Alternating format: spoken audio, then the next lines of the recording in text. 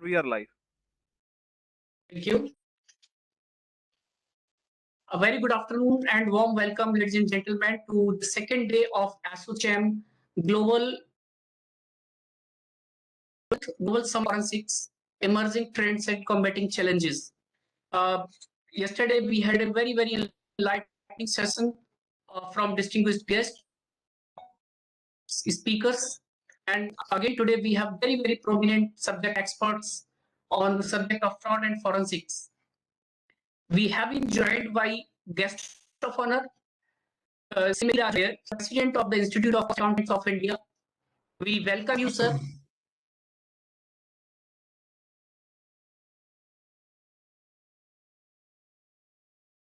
We have very eminent speaker, special guest, Professor Dr. Trivedi Singh. We have in this inaugural session our Assistant General Associate, Mr. Basudev Mukherjee. We have Mr. Naveen Agarwal, Co-Chairman, Associate National Council for Internal Audit and Risk Management. He is the partner with SS Kothari Mehta and Company.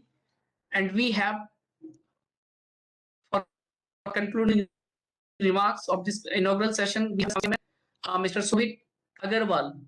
He is the chairman of the Council for Internal Audit and Risk Management, and he is partnered with advisory services for KPMG in India. So I welcome and hand over the mic first of all to comment, opening remarks and conference overview to the audience.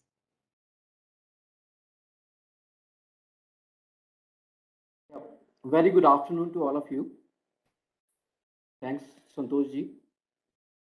As a co-chairman, ASSOCHAM National Council of Internal Audit and Risk Management, I welcome all the eminent speakers and the participants in this day 2 of 12th Global Summit on Fraud and Forensics, Emerging Trends and Combating Challenges. Yesterday at day 1 of the conference, our eminent guest speakers, including Chief Guest Honorable Minister Dr. Ashwath Narayan and Guest of Honor Honorable Ms. Aarti C. Shrivastava, have shared their thoughts and perspectives on the various aspects relating to fraud and forensic, including building resilience and disruptions, and the role of the regulators, auditors, and the enforcement agencies in protecting the interests of the investors at large in the situations of the disruptions. In addition to that, we had thoughtful discussions on the key fraud prevention measures and the internal interoperability using various audit and data analytics tools, building proactive as well as reactive strategies, including the frameworks and the standards. Our eminent speakers discussed about the technical methods to optimize protection against the fraud and the risk through integrated security systems. I'm sure you all must have thoroughly enriched with the vast experience of our speakers. Friends, we are now at day 2. COVID pandemic, although has disrupted the organizations into different geographies of the world and the public life at large, but made us more digitally literate. Although the journey of our becoming digitally literate has caught speed, but there is a common say that in every seed of good, there is always a piece of bad. According to the research by the Cybercrime magazine, the cost of cybercrime was expected to reach $6 trillion worldwide by 2021, and the cost of ransomware damages would arise to $20 billion worldwide. As per the studies in June 2021 alone, the total number of ransomware attempts was 78.4 million, which was higher than 3 out of 4 quarters in 2020. With 304.7 million attempts, the first half of 2021 had more ransomware than all of 2020. But the second half proved to be even more worse, reaching the total attempts to 318.6 million. You will be surprised to know that the computer viruses was made first public in the year 1949, and since then it has changed its behavior and species.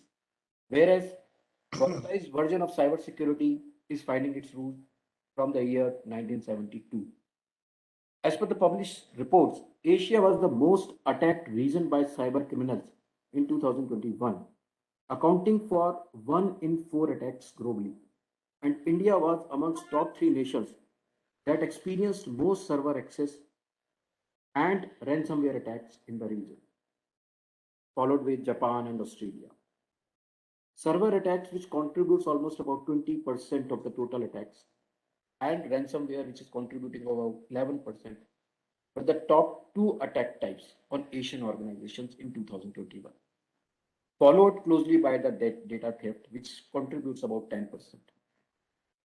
In India, the total rate of cybercrime per 1 lakh population increased to 3.7 in 2020 as compared to 3.3 a year ago, which is a significant amount of increase. For union territories, this is 0.9, while the states contributes 3.8. These numbers are in itself talking something. Out of the total cyber crimes reported in India, around 60% of the cases are coming from the intent of fraud. And as we know, fraud generally is the outcome of perceived pressures, perceived opportunities, and the rationalizations. In yesterday's session, all our honorable guests and distinguished speakers have focused on improving fading ethical behaviors, increasing trend of whistleblower complaints, and increasing awareness, the need for increasing awareness among the general public about the cyber crimes.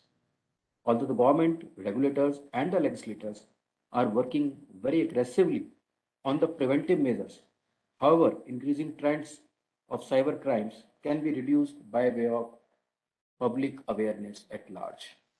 As a part of SHM initiatives and considering the importance of this subject, today's discussions are primarily focused towards cybersecurity threats, mitigation techniques, digital currency uses of blockchain technologies, and related compliance issues, including how the insurance companies are addressing the losses arising out of such threats.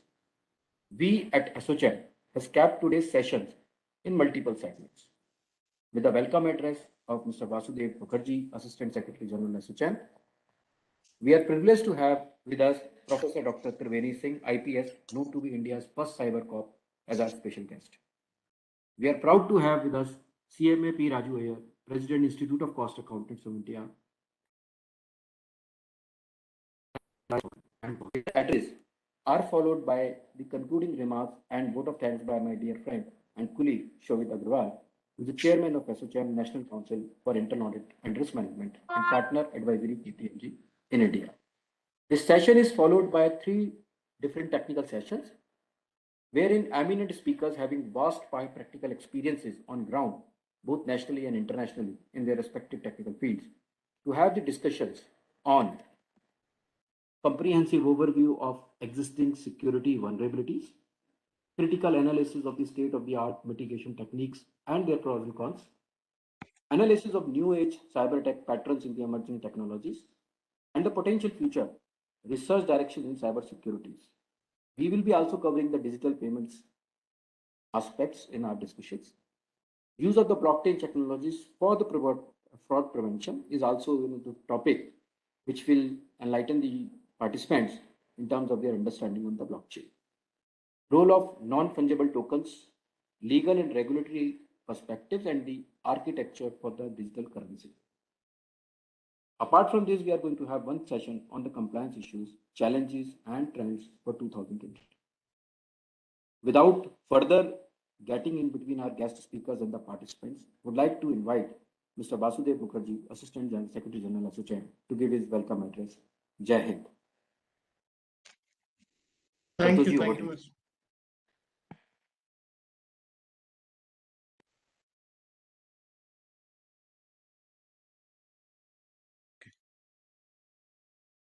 Thank you, Mr. P. Raju Iyer, President, Institute of Cost Accountants of India, Dr. Triveni Singh, IPS Superintendent of Police, Cybercrime, Uttar Pradesh Police, Mr. Shobit Agrawal, Chairman, ASSOCHAM National Council for Internal Audit and Risk Management and Partner Advisory, KPMG in India, Mr. Naveen Agarwal, Co-Chairman, ASSOCHAM National Council on Internal Audit and Risk Management, and Partner SS Kothari Mehta and Company.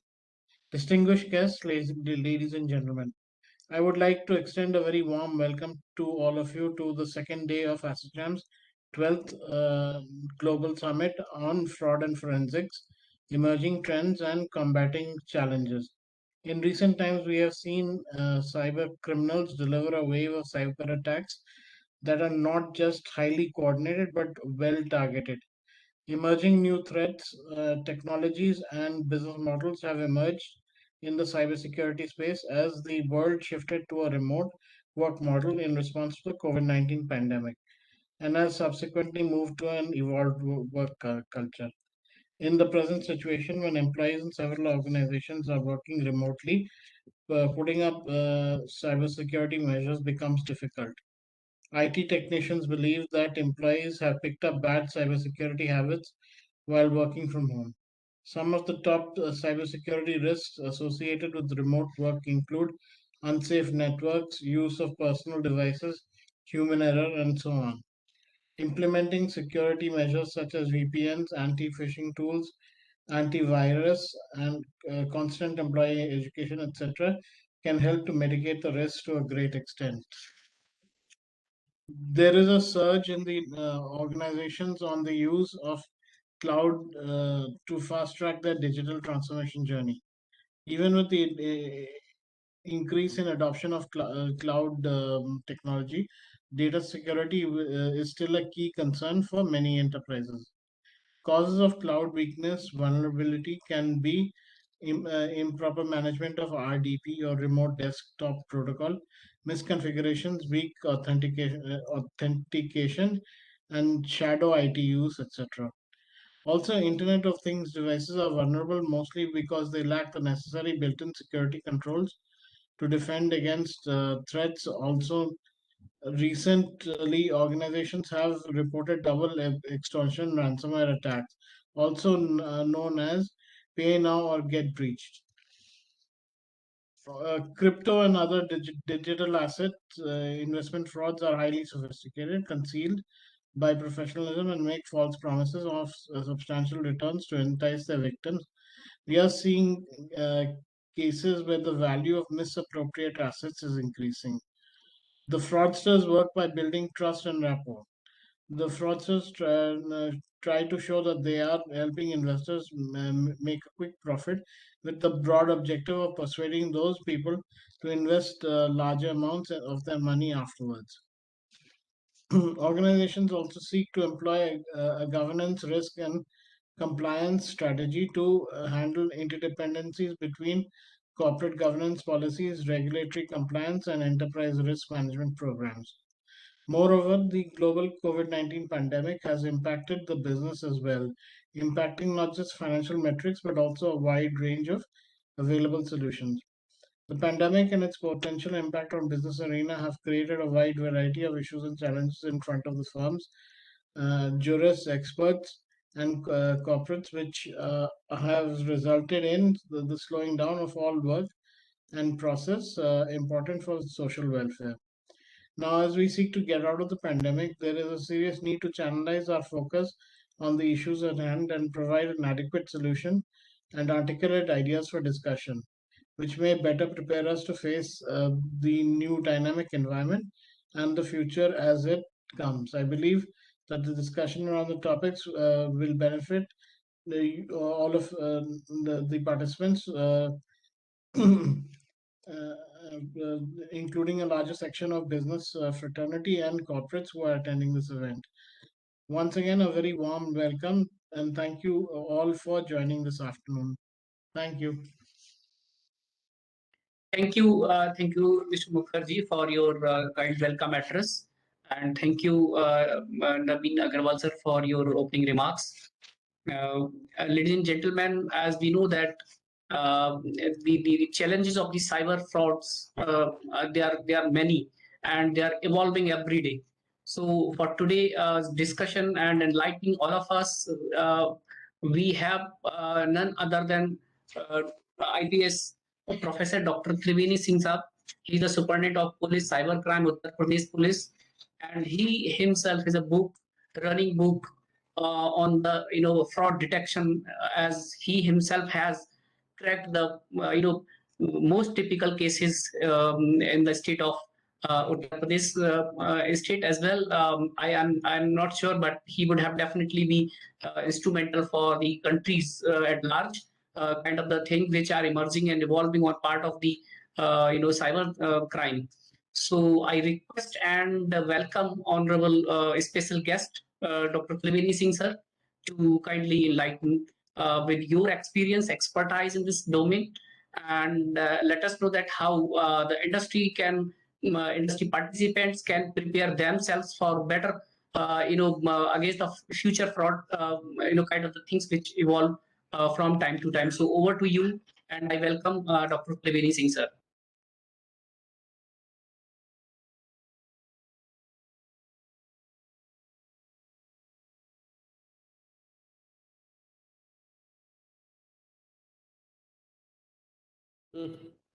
संतोष धन्यवाद। मेरी आवाज आ रही है?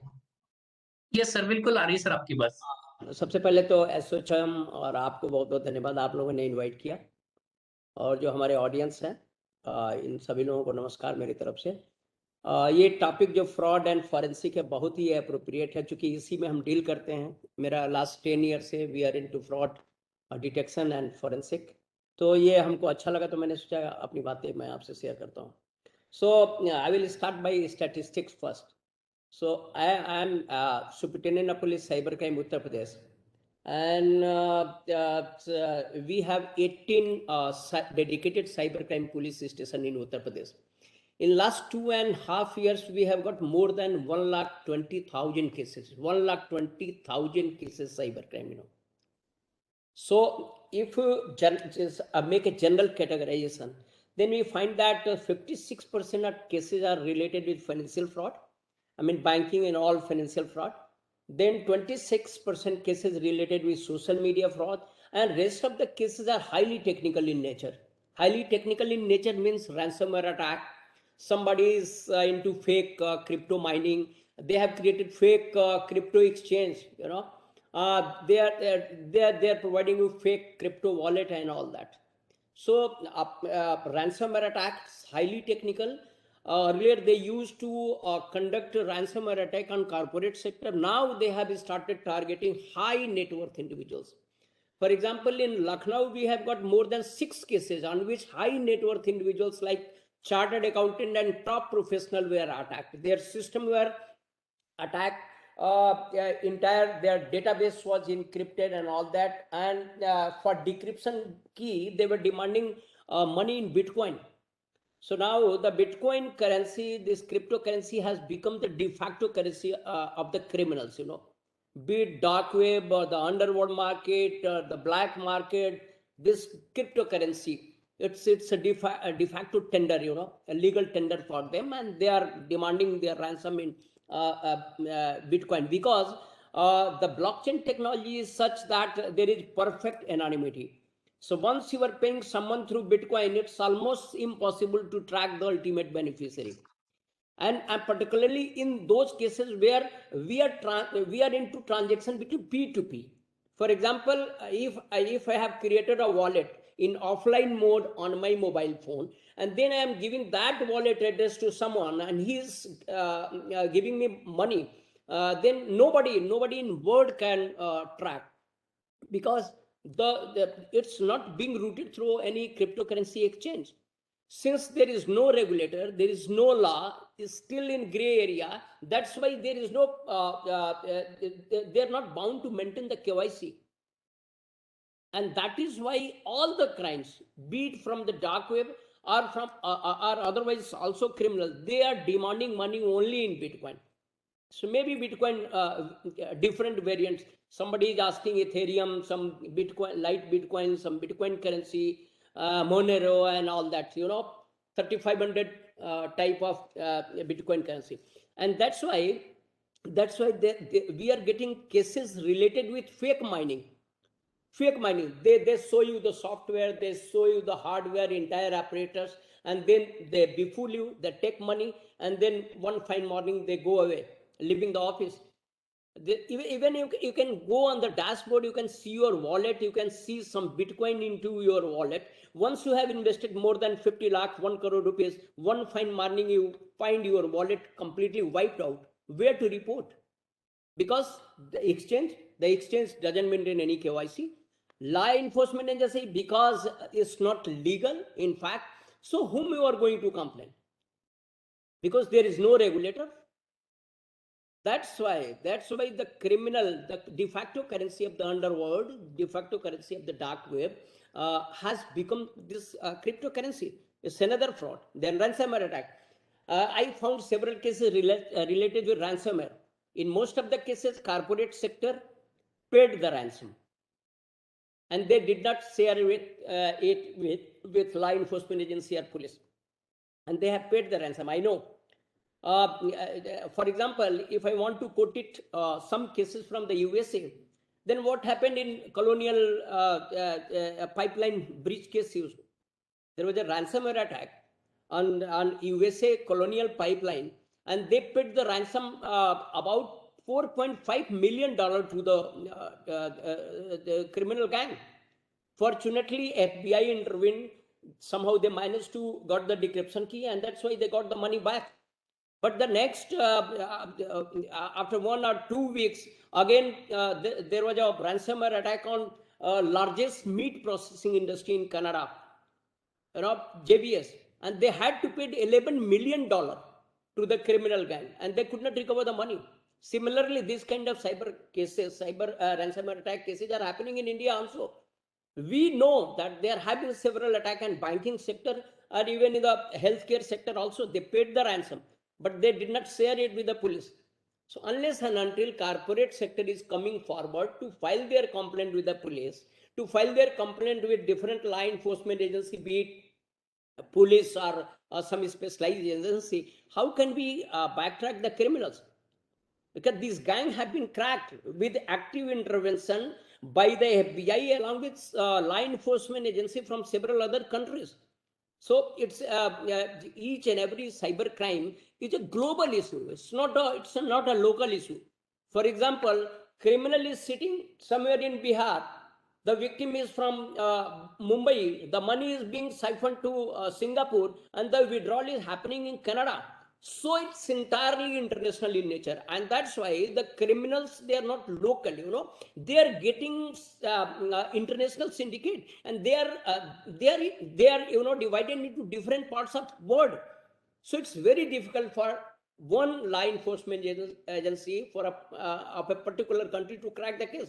That's why we are seeking intervention of Interpol. That's where we're seeking intervention from ABI and other law enforcement agency from other country, and then we are able to crack these cases.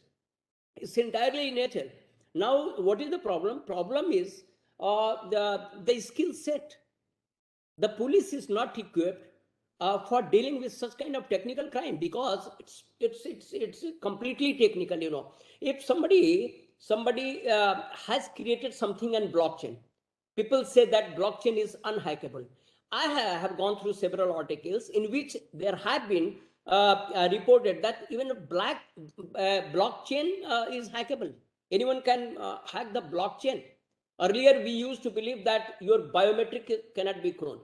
I conducted several raids. I arrested more than 15 people. They were into cloning your biometric, and they had more than 1,000 biometric clone, and they were using this biometric fingerprint for withdrawing money from AEPS, Aadhaar enabled payment system. It's entirely based on biometric. They are cloning the biometric.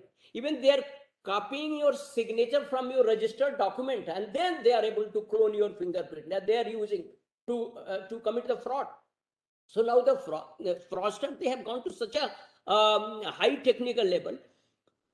The problem is that police or any law enforcement agency, they are always in reactive mode.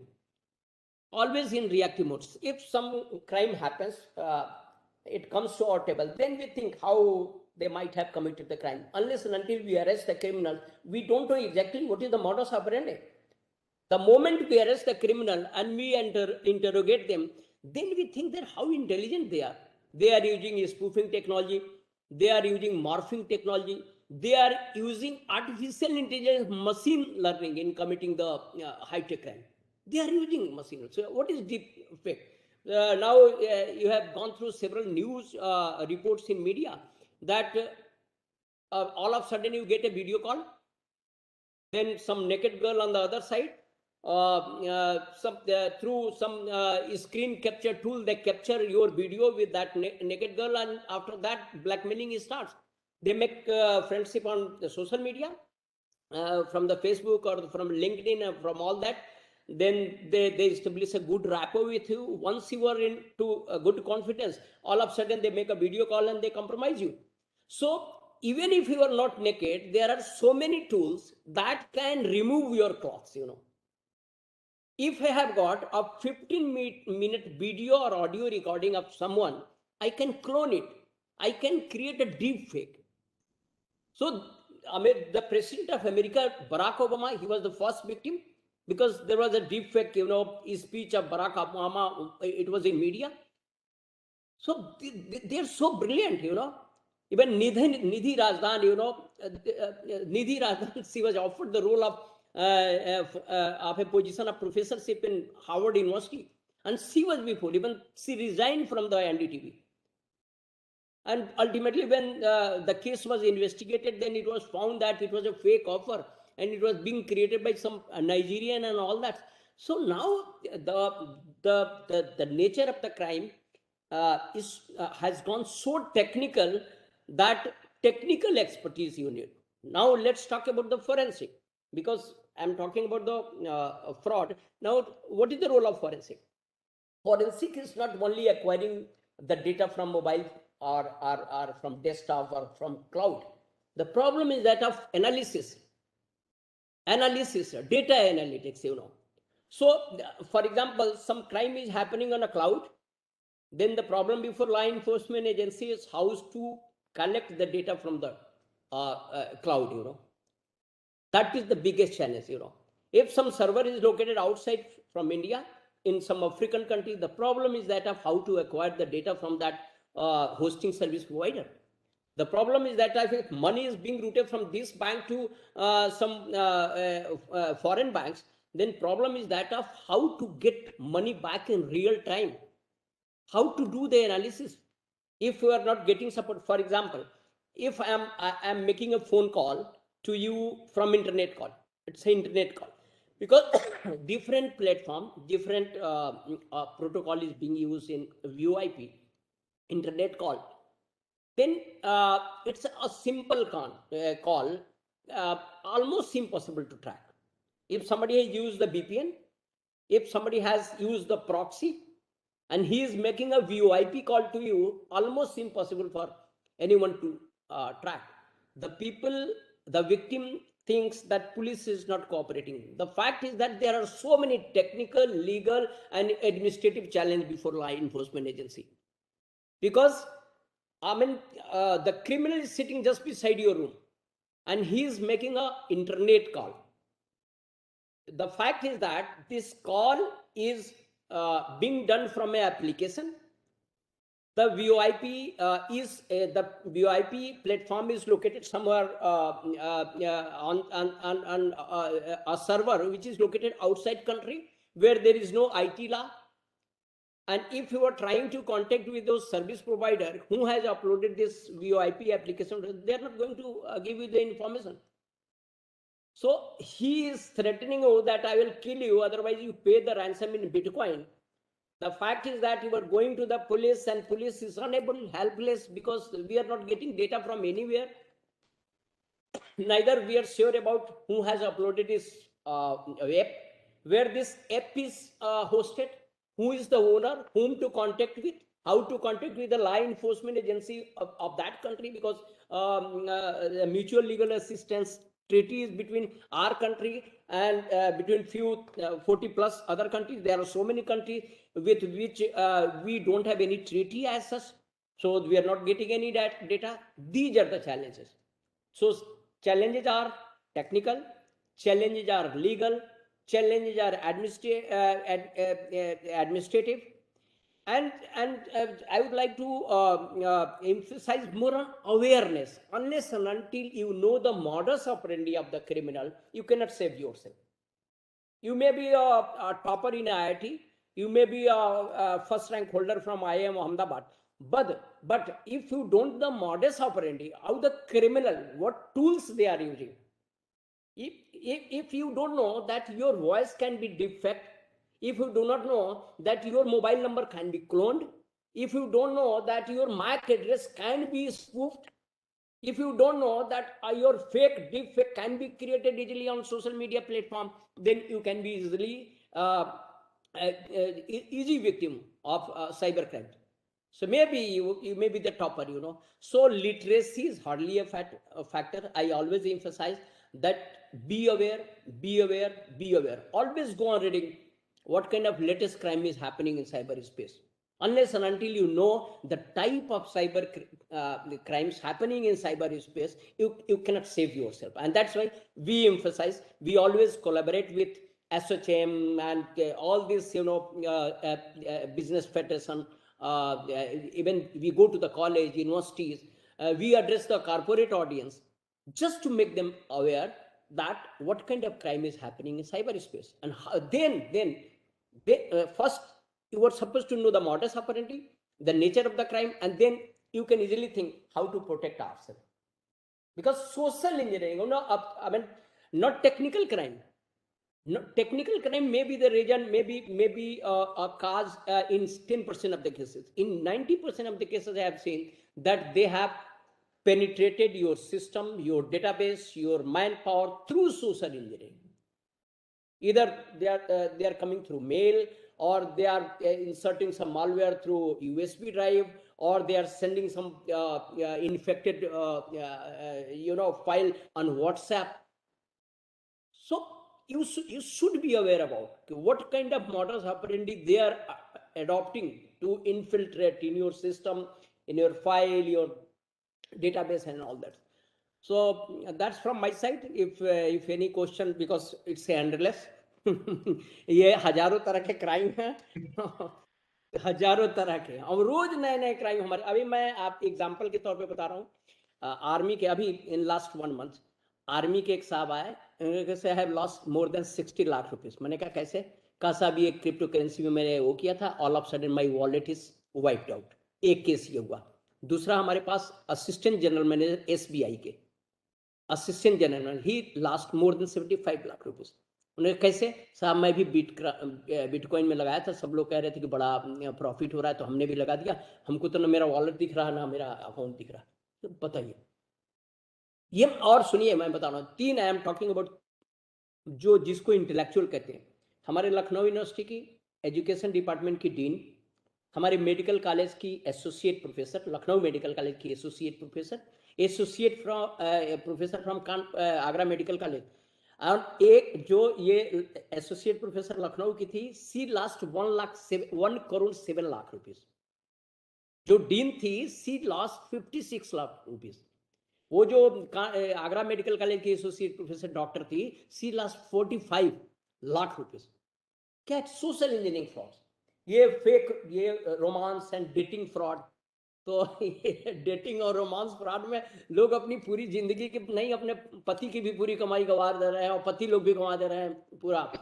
तो ये जानना बहुत जरूरी है. ये बहुत ही, आप देखिए कितनी लड़कियां शिकार हो रही हैं शादी.com पे, because they have given their fake profile, you know. They have shown that they are employed in some multinational company. The fact is that he is still on his street. So ये जो ये virtual world है, these are the real threats of virtual world. So unless, मैं इसीलिए कहता हूँ zero trust. आप, you are talking about the zero trust security. So I always say that follow zero trust philosophy. Don't trust anyone in virtual world. Don't trust anyone. Don't trust any mail. Don't trust any call. Don't trust any profile. Don't trust even LinkedIn and all that. No, zero trust. First, confirm it in offline mode, only then payment. Confirm it in offline mode, only then accept friendship. Otherwise, no, zero trust. So, one mantra, zero trust. Follow zero trust, zero trust. Okay. Any question? Thank you so much, sir, for talking to all of us. And definitely, we are enlightened by your this participation, presence, and your words and your sharing experience. Indeed, there are challenges which are evolving every day. And I have personally seen in several examples. Somebody reported to me, not directly to police, he or she reported to me in many cases. Likewise. So I tried to reach out and investigate it in my own and find out something, the modus operandi, how they are behaving. And that was I could find out and help them out to at least draft the application, what they are supposed to be writing. So this is very much important in many cases wherein neither the police officers who are sitting out in the police station, they are aware whether the complaint should be registered under the Information Technology Act or not. Or so similarly, simply the poor guy who has lost the money, he or she goes out and then writes an application, I have lost this much money, and the complaint is not addressed in the under the IT Act. Of course, sir, I'm agreed to your point on KYC. I would like to touch upon this the subject of KYC in the third session. Outside this session, I would be personally reaching out to you and discussing what I have found out and how that KYC related subject matters of great importance to the officials or enforcement agencies and to you, maybe good office, also to the other regulators. That is of much importance. Looking forward, sir, we are blessed to have you, and we'll keep you, reaching that level and inviting in one of our other programs on this subject. Thank you so much, sir, for talking to us. And now I would like to invite the guest of honor, CMAP Raju Iyer, President, Institute of Cost Accountants of India. I hope that, sir, you will be talking in terms of the corporate governance practices, how the cost perspectives can be of immense relevance to integrate in the fraud detection related things, and that can be of relevance to the corporate participants here in the program. And I invite and hand over the mic to you, sir. CMAP Raju Iyer, sir.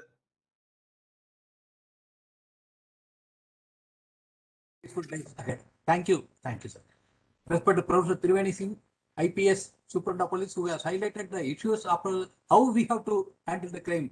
What is happening is more important, and how you are going to handle the case is more important. Respected Mr. Shobhit Agarwal, Chairman ASSOCHAM. Respected Naveen Agarwal, Co-Chairman ASSOCHAM. Respected Vasudev Mukherjee, Assistant General Secretary ASSOCHAM. Eminent guests and speakers, ladies and gentlemen, very good afternoon to all of you.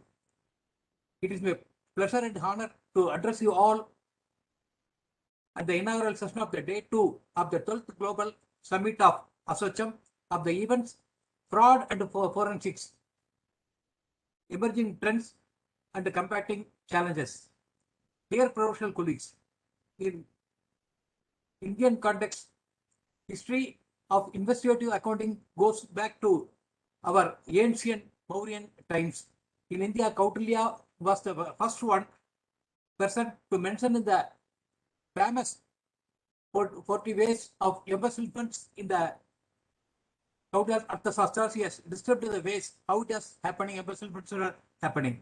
Forensic accounting in India has come in the limelight recently due to rapid increase in frauds and the white collar crimes, and the belief that our law and enforcement agencies do not have the sufficient expertise or the time needed to uncover the frauds. In India, the formal serious fraud investigations offices in the landmark creation for the forensic accounting, growing cyber crimes, failures to regulate and track the securities scams, series 101 of cooperative banks, pursuing of all areas of pinpointing the need for forensic accounting, irrespective of whether to understand the need of not.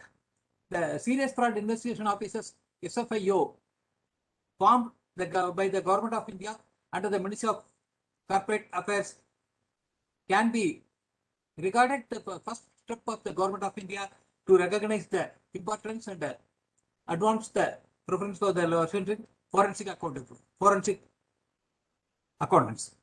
Corporate frauds have become a threat to organizations in the highly competitive digital environmental, as has been pointed out by our eminent speaker, realizing the uncertain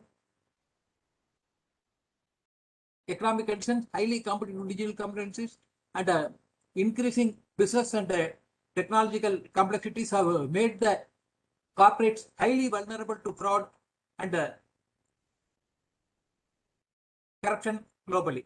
Forensic audit and forensic detection is specialization is the increasing demand for considering the increasing influence of the cyber crimes and frauds detection. It is a practice of utilizing the accounting, auditing, catch, data mining tools and investigative skills in detective fraud mistakes. Certification in forensic audit in fraud detection enables us to get audits in national banks, public sector units, and PSUs, stock exchanges, and big corporates. A logical question to pose to why bring the forensic auditor and his team when the organization's internal auditor and the management team can handle the situation, which can range from a simple employee fraud to a more complex situations, including the management itself.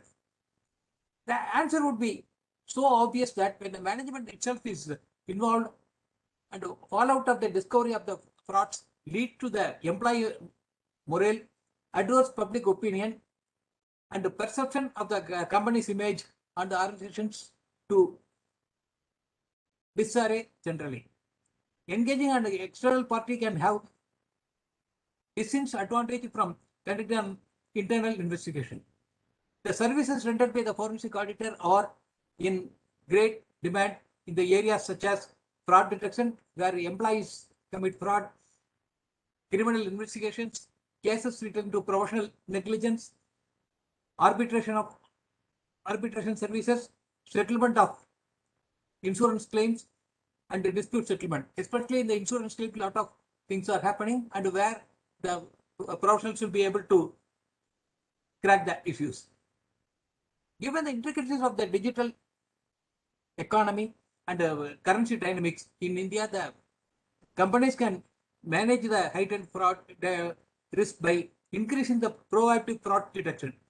Certain method of fraud detection can be considered combination of active and passive, where the company has some level of control over the nature of the detection of the criminal. Companies can also increase the likelihood of their identification of ensuring that all the employees are aware of the ethical standards that they are required to adhere to and putting policies into practices. Regular testing can also be undertaken to ensure that the standards being conveyed online and in person and being understood by the staff across the company. Digitizing records and enabling remote access. Digital transformation has been a long process for many companies, with each company at a different stage of the transformation processes. In the current environment, telecommunicating at an all-time high, and the companies can record to ensure that their workforce in adequately equipped. As forensic accountants, one of the common issues was we encountered during our work with the clients is a lack of remote access to data. They may account for number of reasons, including the failure of the digitized records, where the companies still operate via people-based forms in person in sign-offs, or whereas the processes is digital records have been improperly implemented and implemented in ad hoc basis, resulting in the data ensuring contacts are appropriate for the task. Another opt-out benefits of the digitalization is to ease the assess and to review the financial and processes data to previously considered separate locations and required measures. For example, a company that digitizes line of payments, approval process is clearly in a better position to undertake regular reviews and analysis of its payments data that once which it still relies on the paper forms and in person sign-offs. Theoretically, armed with the fully digitized data set, a company can quickly and efficiently identify the vacancies and outliers in its payments data, such as managed grabbing the many exceptional approvals or a spike off in the number of employees, usually paid during a traditionally low season and indicating the risk that ghost employees may exist on the payroll. Conduct proactive reviews. Every organization fraud risk should measure avoiding and looking external threats such as geography, industry, and culture. As a result, the practices to mitigate these risks with other business entities. The coming ways of financial frauds will be a timely reminder that prevention is better than cure. Companies that invest on time practices identification and fraud risk reduce the average duration and the quantum of the fraud syndrome. As more employees work from home, the current environment presents a unique opportunity to strength test and holistically consider whether existing procedures, processes are adequately addressed to companies' unique requirement. As a cost and management accountant, our institute are also this one. Also, we are performing a key role in the field of forensic audit in many organizations. As you all know, SFPO considers CMA qualification for recruitment to the various posts of forensic audit, and our members are working constantly how to upgrade, how to get what all the latest ways the fraud is happening, as cited by our eminent speaker, Superintendent of Police Triveni Singh ji, and how we will be able to manage itself and how we can update ourselves so that this can be prevented. Ministry of Textiles considered cost accountants to form conducting the forensic audit in the cases, and further IFSC Limited, NTC Limited are considered the cost accountants as forensic auditors. Reserve Bank of India authorized cost accountants for certification of the borrowing companies in respect of the lending and for construction, marketing, etc. Indian Banks Association IBA considered cost accountants firms for empanelment for testing the assignments relating to forensic audit in frauds in banking industry. Further, State Bank of India, Bank of Maharashtra, and Indian Overseas Bank and are considered the cost accountants as engagement in the forensic auditors. Insolvency and Bankruptcy Code 2016 provides opportunity for the cost accountants in the areas of insolvency and bankruptcy. As that provisions of the code, the cost accountants having the 10 years of experience and other things can undertake the lessons of this one and act. And as a cost accountant, wherever the company goes in for liquidation, we are investigating how it has come and whether any managerial fraud has taken place or whether employment has taken place, how the company has become a defect. I am sure that all the participants will be immensely benefited from the detailed deliberations by the distinguished and eminent speakers during the next 3 sessions in the theme Emerging Threats and Cyber Security. Mitigating and investigating digitals and frauds and crypto and others, and integrating the fraud and detection and prevention of GRC framework. I wish the Global Summit a great success. Thank you, and wishing everyone happy and healthy and prosperous days. Thank you for giving me the opportunity. Good day, good day, good day. Thank you. Thank you, President sir, for your kind words and letting us know the intricacies and the perspective from the viewpoint of the Institute of Cost Accountants of India from your own good self. We look forward Institute's participation in our future activities.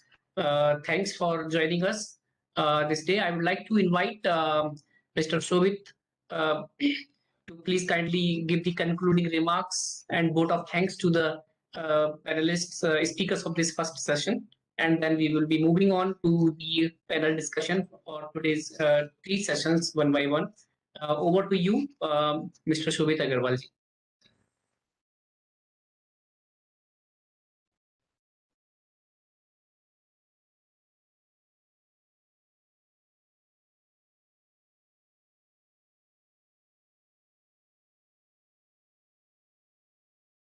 Can you hear me?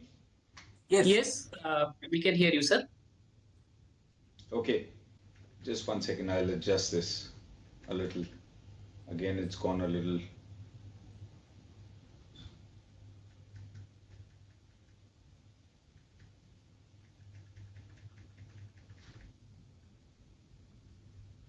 Sorry about that.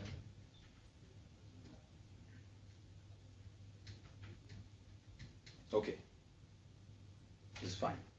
So, Honorable Guest of Honor, CMA P. Raju Iyer ji, President, Institute Costwork Accountants of India, Honorable Special Guest, Professor Dr. Triveni Singh ji, IPS, Superintendent of Police, Cybercrime, UP Police, Mr. Mukherjee, Assistant Secretary General, ASSOCHAM, Naveen ji, Co-Chair of ASSOCHAM's National Committee for Internal Audit and Risk Management, rest of the office bearers of ASSOCHAM, ladies and gentlemen.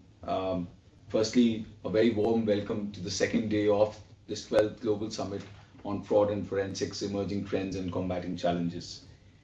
Firstly, a very, very big thank you to all the esteemed speakers before this. I think, the kind of technical aspects and the kind of facets that they have brought to the fore at this point of time in terms of how this entire ecosystem is becoming more complex, more digitized, is a very important start in our fraud and forensics journey. Why do I say start? And I'll bring a couple of points that I noted. Obviously, there were just so many things, and that's the benefit of having such experience and luminary speakers with us, is that if I was to really bring this down in a couple of words, I would say awareness is the key. Criminals are becoming more and more tech-enabled, they're becoming more digitized, they're becoming more sophisticated.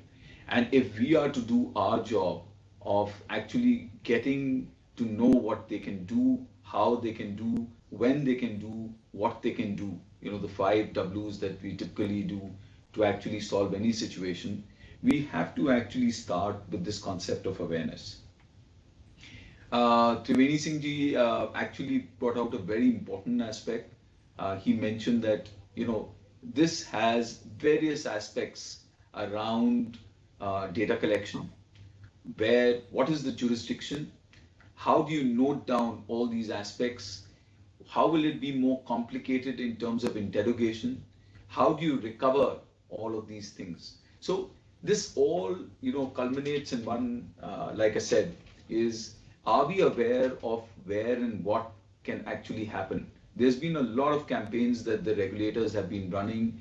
There have been corporate events, there have been various corporate sponsorships to give out social messages around phishing attacks, information that is not authorized but is still pulled out from individuals, social, cyber attacks, etc. But most of us really do not pay that much attention to it, which is actually paying disservice to ourselves. So this is really the first step. It's a very important step. It has consequential issues, which you're doing. A lot of people who think they are very far-sighted take a lot of insurance, but there are complications within that. How do you really get to show what actually is a loss, whether that is being proposed or which it's been disposed in the right manner, and therefore will you be legally tenable to get the claim that you actually require or what you aspire to do through your insurance benefits. So there are a lot of complications. I think parts of this conference should help you answer some of those aspects. Parts of this conference and the later panel should help you understand which are the typical thresholds, vulnerabilities where these aspects can actually culminate and therefore make it difficult for you and for your businesses, for your social standing. Obviously, Professor Trivedi ji also mentioned about how individually and personally you need to be careful so that you avoid a circumstance where you can be compromised or you can be put through a situation where you are blackmailed. All these, WhatsApp, we are given into doing all of these simple things on a daily basis, and we don't think about what kind of things could happen. But the fact, like it was enumerated very well by the eminent panelists and speakers, is that they have become far more sophisticated than we can think of. And one of the biggest, I've obviously done a lot of forensics and done a lot of investigations. One of the key components or key tenets on which any victim thinks is, why will it be me? Why will it happen to me? But the fact is, there are people who are watching these things and trying to make you a victim. So you have to, it really starts with that. It really starts with self-awareness of how you can be just a little more vigilant with your personal belongings, with your personal interactions, with your social media interactions. And what is very important at this day and age is also for a consumer to understand what their rights and obligations are. And obviously, I will call upon the authorities. Professor Trivedi Singh ji was there, CMA Raju Iyer ji is there. It is also important for us as components of the ecosystem to try and see how the regulation and how the system becomes more empathetic towards the consumers. How do they decode all of these challenges for the simple human being to understand, so that they can be far more vigilant in their personal matters, in their business matters, and in their social matters. With that, I would like to just conclude with a big vote of thanks to the eminent speakers who enriched us with their details and the circumstances that they brought to the fore. We've had innumerable cases of people losing a lot of money, and these are savings that people have accumulated over a long period of time. It takes a lot of hard work, blood and sweat to accumulate that savings, and it gets lost in I would say a matter of unfair judgment. And it is those that we really need to guard against. So with that, I'll request Santosh ji to start the panel discussions for the day. Again, many thanks to our eminent speakers, and we look forward to the engaging sessions going forward, which will be 3 of them. And I would also request the audience to ask the requisite questions that they have. Don't worry about how important or how detailed the question is. It's important for you to ask, because only when you ask shall you know or shall you receive. With that, many thanks, and look forward to an engaging session. We again thank ASSOCHAM for helping organize and being the bearer of this entire summit. Thank you, and over to you, Santosh ji. Thank you, Mr. Chairman, for your kind concluding remarks, and vote of thanks to the eminent guests of the inaugural session for the day 2. We are also thankful to all the sponsors who are supporting this conference throughout. They have been, presenting partner is Alvarez and Marshall, supporting partner is E&Y, and we have the support from TCI Express, Renew Power, SpiceJet, Smart Bharat. Thanks to BSE Investor Protection Fund joining this program, supporting us, SJK, Sumanjit Khetan Company, and Khetan advocates and solicitors for supporting these initiatives and efforts of the ASSOCHAM National Council for Internal Audit and Risk Management. We now moving on to, before we move on to the opening of the panel 4 of this conference and the panel 1 of today's session, I would like to just quickly call Mr. Vikas Bardhaman to showcase a small film of 1 minute that we have got from Alvarez and Marshall to please showcase over here. It will take a minute of time while the eminent guests and speakers are setting up with their systems for starting the session. So now I request Mr. Vikas Bardhaman, are you there to please run this video?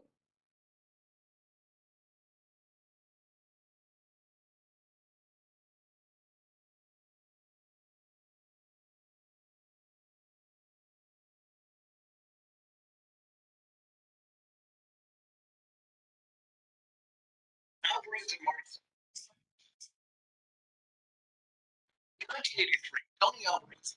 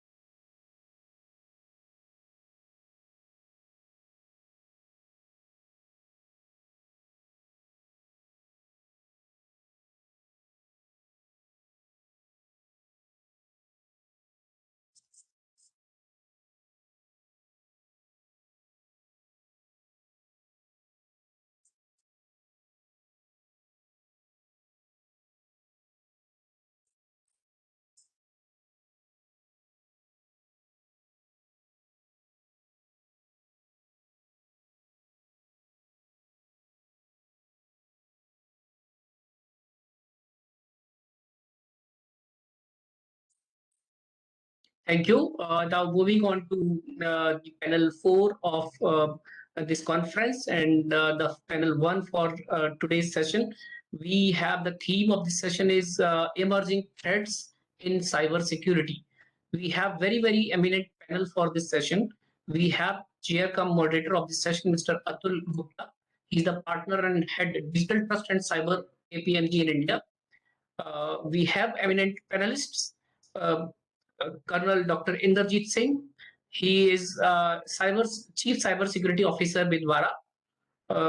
We have Mr. Jamir Nathani, Senior Vice President and General Counsel, UFO Cine Media Networks. And we have been joined by Mr. Anurag Sharma. He's CISA, CISSP, CRISP Partner, Team Leader SOC Services, with Spit Plus Brown. We welcome all of you eminent panelists and the session moderator to take over the proceedings of this discussion forward and hand over the mic to Mr. Atul Gupta. So I welcome and invite you, Mr. Atul Gupta.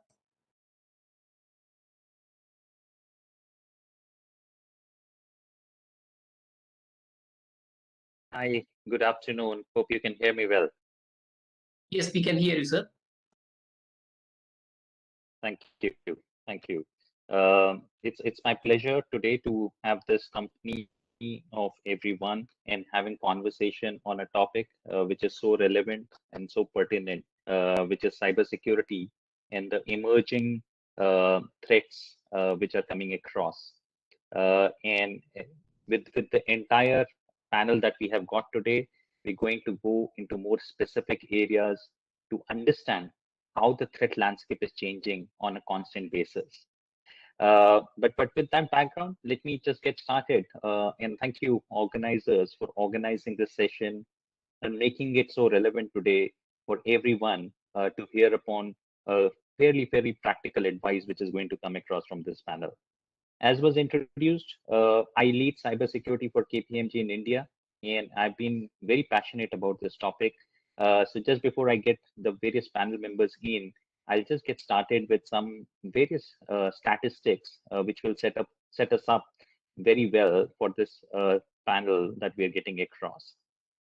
Cybersecurity clearly has emerged upon not just as a technology risk, but as a business risk. Over the last many years, the pace at which cyber incidents and the cyber risk has been coming across entities, which includes government organizations, which includes enterprises, states, across entities, it's gained upon a significant momentum. But the last couple of years, with a rapid adoption that happened on digital technologies, has completely flipped around the way cybersecurity has emerged upon. Study report clearly showcases that the nature of cybercrime incidents have really gone up very significantly in the last 18 months. There is a study report which highlights that more than $1 trillion was lost globally to cybercrimes since 2020. This is fairly significant number. And if you start looking from an economy perspective, it is assumed today that cybersecurity incidents and associated impact because of cybersecurity is the third largest economy just behind US and China. So that's the scale at which cybersecurity incidents are making impact. Ransomware is a very well-known cyber threat which organizations, enterprises, countries, states are facing across. And the kind of ransoms which are coming across because of that is something which is fairly well known. Traditionally, these attacks were very focused around industries which were more digitally savvy industries or were dependent on technology. But in the last couple of years, with most of the industries adopting digital technology at a very rapid pace, the the entire cyber is no longer restricted, or the cyber risk is no longer restricted just to certain specific set of industries. It's gone across the industries. And what's becoming today very important is the critical infrastructure industries, where if there is an impact or a cyber incident happens, the implications could be very significant. KPMG as a global firm, we did a study report very recently. This was published by KPMG in Switzerland, where we did an analysis of what's the key CAGR, which is the growth rate of the cyber incidents that have happened. And these are the incidents which are fairly significant from a value as well as from a disruption standpoint. Over the last decade, we have seen within this part of the world, the CAGR of these incidents has grown up at 27%. That's a fairly significant number when we are looking across. Also, when we start looking at the global average cost, which enterprises need to face upon, that's also growing at a very healthy rate, almost neighboring 20%. While we all as citizens of the countries or employees of organizations or working for the states have been facing the challenges which are coming across because of the rapid changing threat environment, there's a new dimension which is adding upon to the threat today, which is popularly called as supply chain attacks, which means that something which we were trusting, which could be a potentially a software which we have been using across in the organizations or in government departments, those software builds are now getting targeted upon by attackers. And wherever that software gets installed upon, triggers off another different kind of an attack, which is called a supply chain attack. Very recently, in the month of December and January, the world came across something called Log4j, which created a lot of turbulence around in terms of how organizations, states, government departments should be looking from a cybersecurity perspective and protecting themselves from dealing with those situations. It's many times not very well understood that the cyber attack, if goes through, is a one-time implication. Actually, the organizations and countries or various state governments who have witnessed cyber attacks, they recognize that it's a multi-year impact which happens. And it does have an impact across multiple elements for an operating entity, whether it's from a profitability perspective, whether it is from the cost which comes across, and so on and so forth. World Economic Forum has clearly identified cybersecurity as one of the topmost risks in the decade of 2020. It just coincided with pandemic, but even before pandemic came in, and I talked upon on digital adoption, which went through accelerated pace, World Economic Forum had highlighted cybersecurity to be one of the top risk agendas. It also coincides with what KPMG does, where we publish upon a global CEO Outlook report. And for last 6 years consecutively, cyber has been rated by the topmost global CEOs as one of the top 5 risk agendas to be addressed upon. So clearly it brings across again the point where I started saying cyber is no longer a technology risk agenda. It's a business risk agenda. While the conversation has been more in terms of saying, how do you protect yourself to address the cyber risk? There is a new thought process which is emerging at this point of time, saying if you can be ahead of the curve, potentially you have an opportunity to differentiate yourself in the marketplace by being ahead of the curve and bringing across newer elements on cyber. So with that background, I think we should get deeper into the conversation and bring into the panelists, which we have got today. As was highlighted upon, we have a fairly august gathering of the panel members out over here today. And it will be great to hear thoughts from each one of them and have conversations around it. As the theme of the topic really is on the emerging trends which are coming across, I'll get started. I've already shared upon few of the thoughts in terms of how cyber has been progressing. But let me really invite my panel members so that they can also start sharing their perspectives around the same. So let me go ahead and invite upon Dr. Saab for him to come in and share his thoughts on how he has been dealing with his experience of the cyber threats which are emerging upon, and how the cyber risk is changing, and what would be his recommendations. So Dr. Inderjeet Singh, if you could really come across and share your thoughts on that one. Thank you very much, and thank you, ASSOCHAM, for having me here. It's really a pleasure to be on this panel, and lots of discussions around the cybersecurity, and a good cue which has been given by Atul as to how the complete cyber space is changing, especially. And when I look at it from a perspective, I try to talk on a perspective of the cyber warfare or the critical information infrastructure threats which are coming, and you very pertinently brought it out. We have the technologies, AI coming in, IoT coming in, machine learning coming in, and cloud coming in, 5G coming in, so many technologies which are there. At the same time, it's also bringing in so much of threat along with that. And what are the kind of threats? Your banking as a risk, your critical information infrastructure like your power grid, your power generation, your railway networks, your airports, aviation, aircrafts, everything is at risk. Your smart cities, we've got so many 100 smart cities in the country, they're all at risk, right? We have the ransomware threats emanating every minute. And while we are talking, every 11 seconds, there is a ransomware attack around the globe. Anyway, so those are the kind of threats which we are in today. And just to tell you another part, while we have the Russia and Ukraine war, which is ongoing, one of the biggest threat is, the cyber war, which is already there. Okay, it's kind of a hybrid war which has been fought, and so much of threat of each side, Russia and Ukraine, even Ukraine going in for the cyber army and try to work it out, right? Russia damaging the critical information infrastructure like their power grids. Okay, they didn't do it this time, but they are very much capable of doing it. Now, coming back to India, there was a report by the Recorded Future last year that there are 9 power grids in the country which are under the threat of APT 41 and 2 shipping ports. Yeah, and that is the kind of threat we are there today. So whether it is North Korea, China, maybe any other country, we have an imminent threat which is already there. And for that, the risk landscape, the threat landscape has totally changed.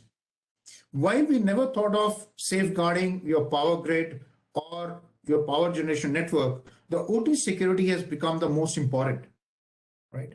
And one thing which I want to add more, the healthcare networks, which were never thought of, have emerged one of the leading IT networks of 2021, which we never thought of as a security point of view. We thought it's okay, fine, healthcare, who's going to damage?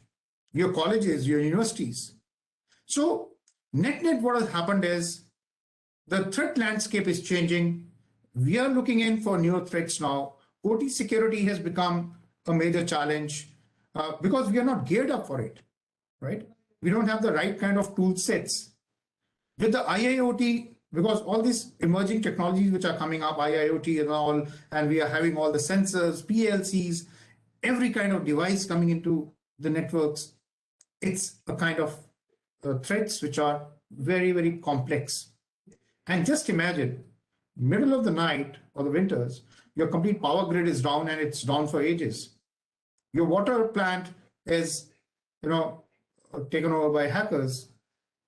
One example I want to give you, which is very live, where Iranians had hacked into the Israeli water plant and tried to change the sodium content.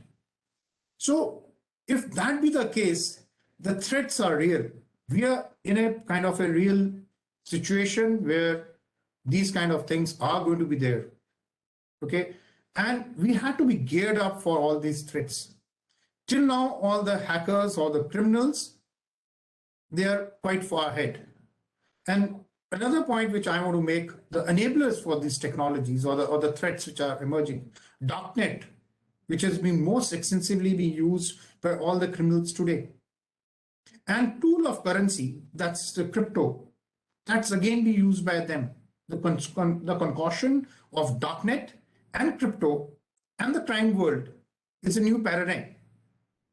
And it's a nightmare for the law enforcement agencies because it gives them the anonymity, it gives them the privacy, and they can launch an attack, complete their agenda, shut it down, and move ahead and do the same thing thereafter. And this, we are seeing so many, cases which are happening day in and day out. Last year, we saw so many ransomware attacks happening, whether it was your colonial pipeline, whether it was your meat distribution company, whether it's a ISP like Kaseya, Logjam, supply chain attacks, which we saw it, SolarWinds, it's on and on. And the complexity is so high that we have to be geared up for these kind of threats. We are geared up for these kind of attacks. One interesting point before I hand over to the next speaker, we're all aware of one of the best flying machines, that's the F-35. Right? That's the number one target of all the hackers because it's got the maximum amount of sensors on board and to hack it flying as a flying machine. So that's the kind of threat what we all in now. Over to you, Atul. Thank you. Thank you so much, Colonel Inderjeet Singh. Very, very relevant points which you highlighted. I think you covered a broad spectrum and highlighted how cyber today is not just limited in the world which we get to see, but the world which we possibly get to hear upon, which is the warfare world, and how cyber is playing a big role over there. And it's clearly visible at this point of time where there are a lot of apprehensions of what can happen to the world at this moment. And there are various media articles which showcase that there have been some waves of those attacks which have happened.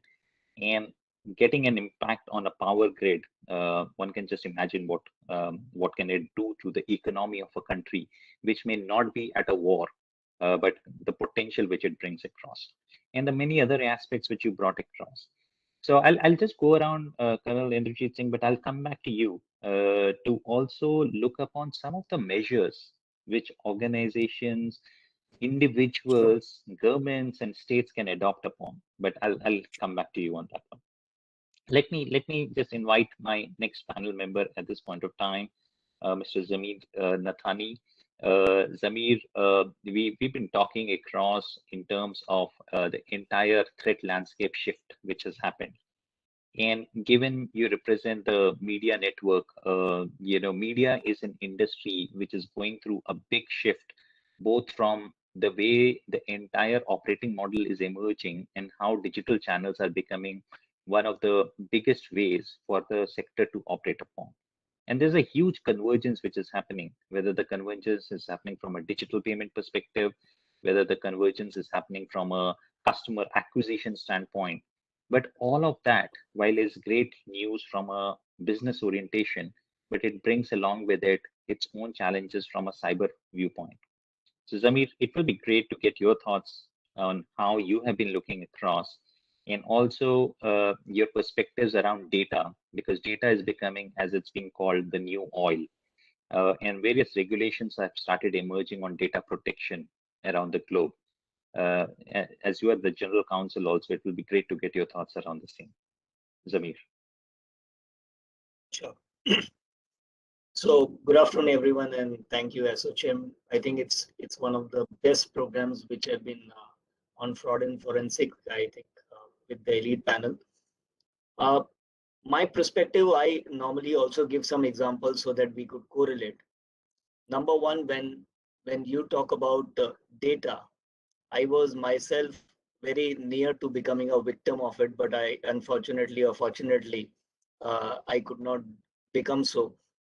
When the Marriott Hotel in New York was hacked for data, I was one of the residents in that particular hotel on that particular day. Unfortunately for the hackers and fortunately for me, my data did not include in that, but still the hotel got fined for some amount of $1 million to be paid. That's the relevance of the data. And there was no cause against the hotel because hotel had the best of the systems in place.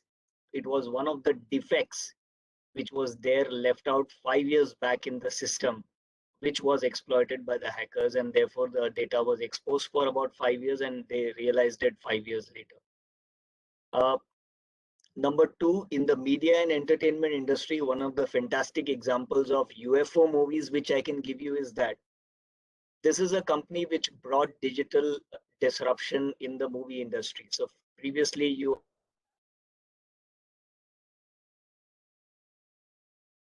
and then you would see the movie in the theater, which was converted into a digital projector.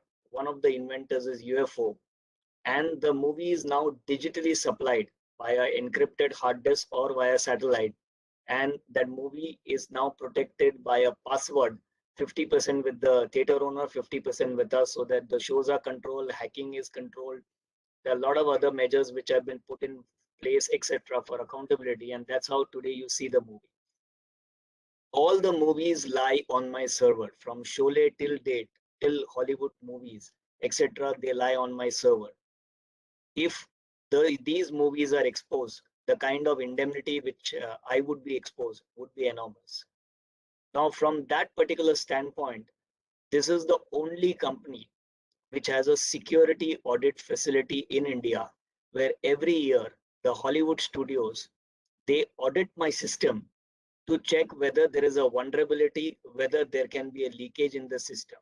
You know, that's the kind of world we are living in, where data has to be protected. So every movie in the country lies in my server, and any abnormality or anything going wrong in the system would cause enormous damages not only to me but all the producers in the country, which includes even Hollywood studios. So that's the kind of sensitivity I carry in my company. With this background, of course, all these companies are now exposed to a lot of issues which are coming up. You have examples of Chinese hackers which are hacking into the system. Microsoft Exchange was one of the companies which faced these challenges in Microsoft Exchange, which was hacked, and you know the US, NATO all came together to criticize this particular attack. There was also attack on the Saudi Arabian oil's establishment where this was there. So cyber attack is your day-to-day life.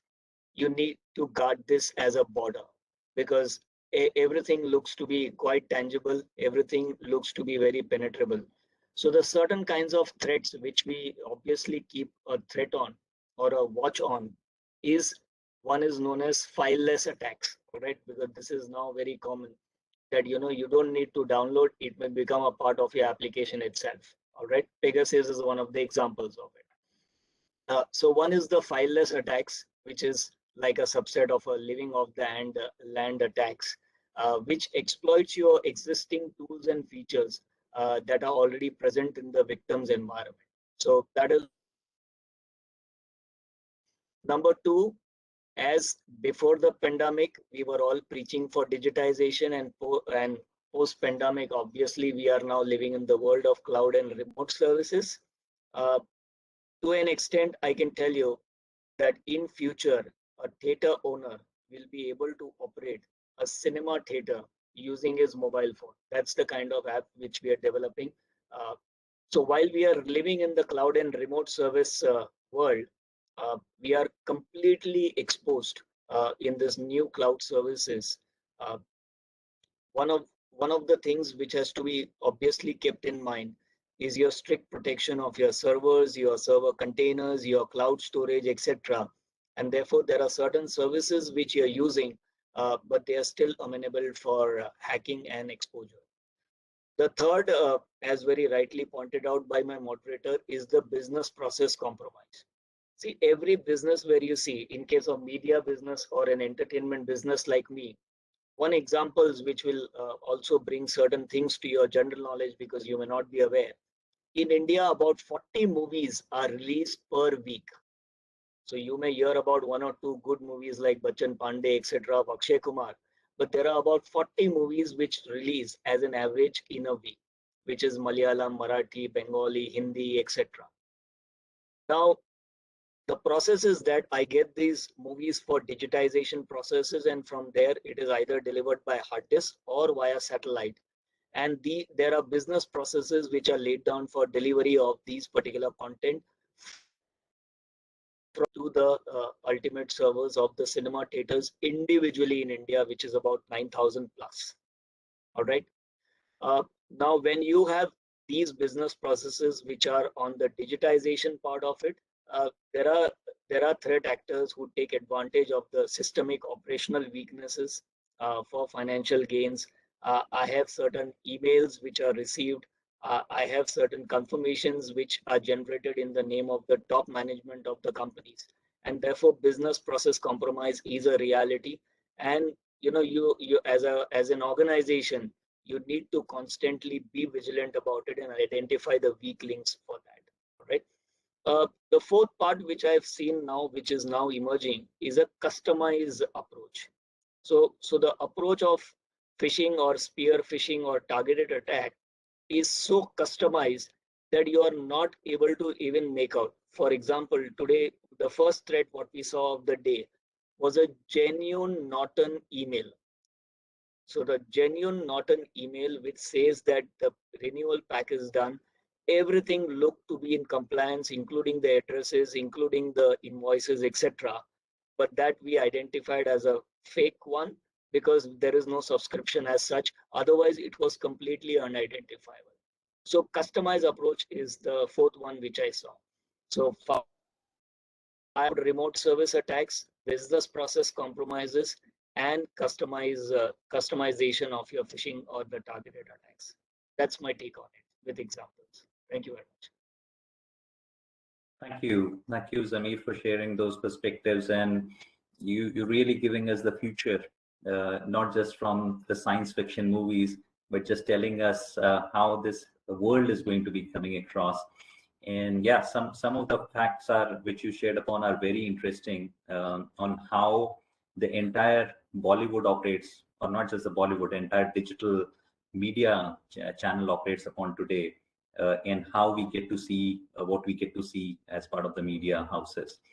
But what I really liked upon, you brought in a great balance between the potential which technology brings, but simultaneously how you need to be careful of dealing with the technology, because as much as there are upsides and the positives which comes across with the technology, if you don't manage it well, it can also result in issues which you very clearly highlighted.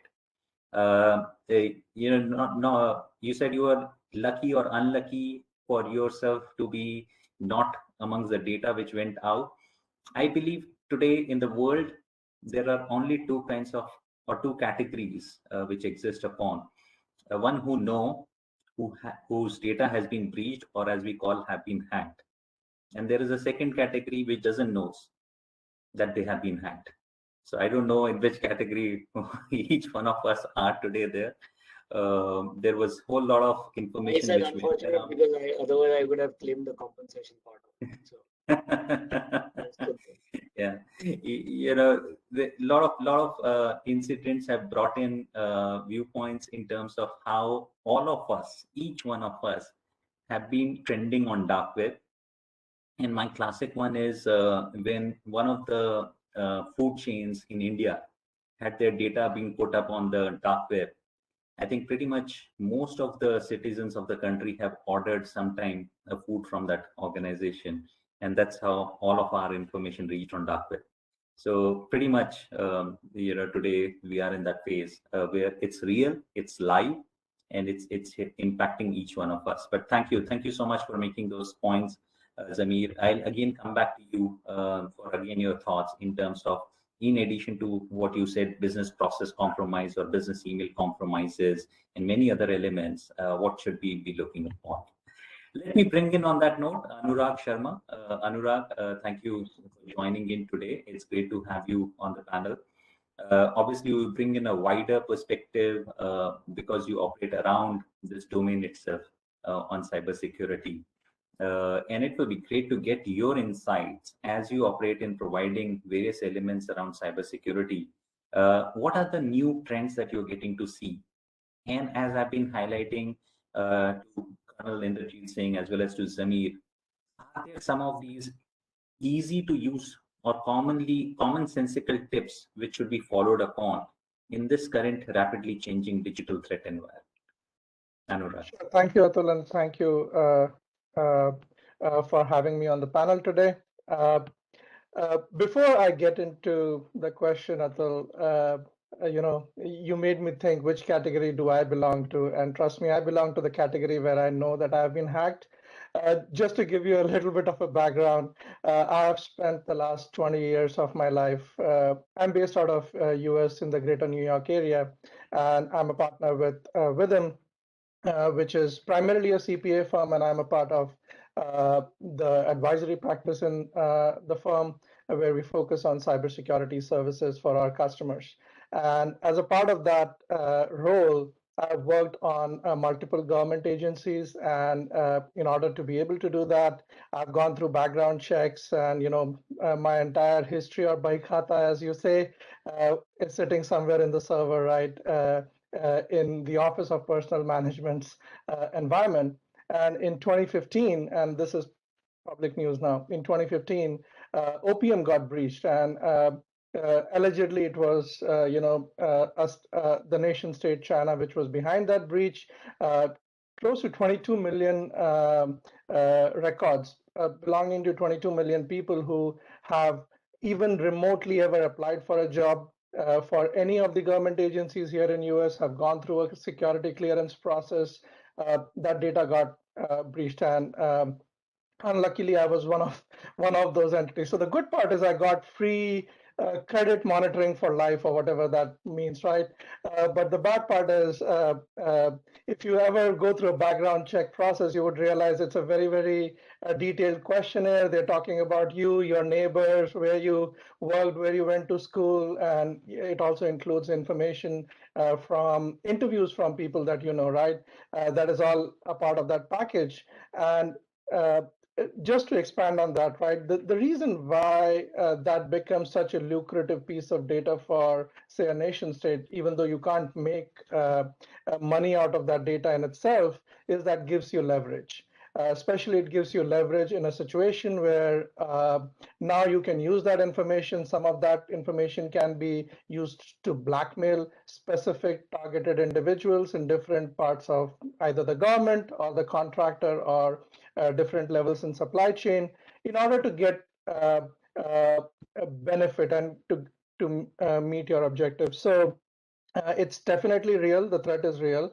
And as you rightly said, it would be really surprising to see if there's anybody in the world today who has not been touched by some sort of a breach, right? Be it a simple breach where your name or email address got compromised because you ordered a pizza, right, on a Friday night, or whether it's because, hey, a lot of details, including your sensitive information, got breached from a third party, which you have no control of, right? That data is yours, but you don't control the data. It's sitting with somewhere else. Somebody else is responsible for keeping it secure, and that's where the breach happened. So coming back to the topic here, absolutely. When we look at the threats in cybersecurity, right, one of the key vectors that we often don't focus on are exposure due to third parties. And let's talk about that a bit, right? We live in a world where it's very difficult for an organization to operate in a vacuum. You are, depending on your size, dealing with, if not hundreds, thousands of third-party providers, SaaS providers who are helping you with, some small aspect of your business, be it payroll. Hey, you are either outsourcing your payroll processing to an ADP or some other service provider. Similarly, today everybody is using cloud, which means you're either on, say, the Amazon cloud or the Microsoft cloud or Google cloud or some other cloud, right? So it's very difficult for entities today to operate in vacuum. You are using third-party service providers. They are the custodian of your data. They are the custodian of your crown jewels, and which basically means that a lot of the responsibility as it relates to security of that data has been now transferred or transitioned to that third party.